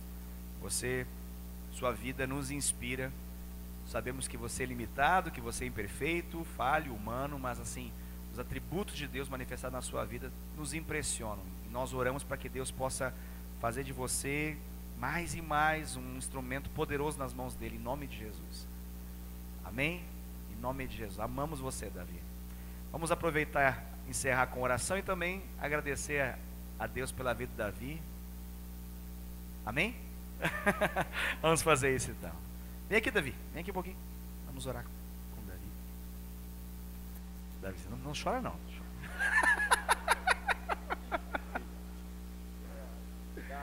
Ai, benção, benção, benção. Pai querido, muito obrigado por essa aula, Senhor Deus. Essa foi uma aula de coração para coração. Nós falamos e meditamos na Tua Palavra. Nós meditamos com profundidade, refletimos, buscamos revelação no Senhor. E acreditamos, Pai, que estamos saindo dessa aula melhores do que como entramos, mais impressionados com o discipulado profundo e mais impressionados com a vida de Davi e querendo muito ser como ele, Pai. Nós estamos aqui, Senhor Deus, como discipuladores que somos, buscando, Senhor Deus, esse algo impressionante do Senhor em nossa vida, que faça com que as pessoas à nossa volta possam nos admirar, possam, Senhor Deus, se apaixonar por nós, possam nos amar, para que no nome de Jesus os discipulados em nosso meio possam fluir, saindo da superficialidade e indo para um nível de profundidade, Pai, no nome de Jesus. Pai, nós nessa noite falamos tanto do personagem bíblico chamado Davi, e agora nós estamos aqui, Pai, com esse Davi aqui, que é uma bênção para todos nós. Nós nos alegramos tanto, Pai, com a vida dele, Pai. Ele é precioso demais para Priscila, precioso demais para os seus familiares, para os seus cunhados, para a sua sogra. Ele, Senhor Deus, é impressionante, Pai, para os seus filhos, e ele também é impressionante em nosso meio, Pai. Nós temos muita admiração pelo Davi. É alguém, Senhor Deus, que o Senhor tirou das trevas, o Senhor resgatou, transformou a vida dele, e hoje, Pai, ele tem sido, Senhor Deus, uma referência, chamando muitas pessoas à salvação. A célula dele, Senhor Deus, uma célula, Senhor Deus, que atrai perdidos de modo muito impressionante, Pai. Muitas e muitas pessoas já se achegaram ao Senhor e conheceram Jesus através da célula que se reúne na casa deles.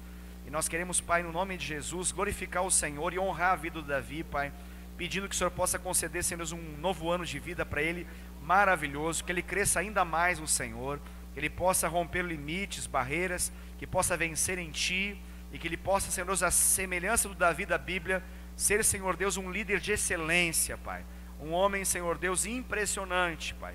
Que ele possa, Senhor Deus, conduzir muitos e muitos e muitos ao conhecimento de Cristo Jesus, e que ele possa, Pai, em meio à caverna de Adulão, resgatar, Senhor Deus, endividados, pessoas falidas, pessoas destruídas, deprimidas, e conduzi-los, Pai, a viver a maravilhosa aventura com o Senhor. Em nome de Jesus, Pai, nós abençoamos a vida do Davi e te agradecemos, Pai, por essa data em especial. Em nome de Jesus, amém. Amém. Glória a Deus.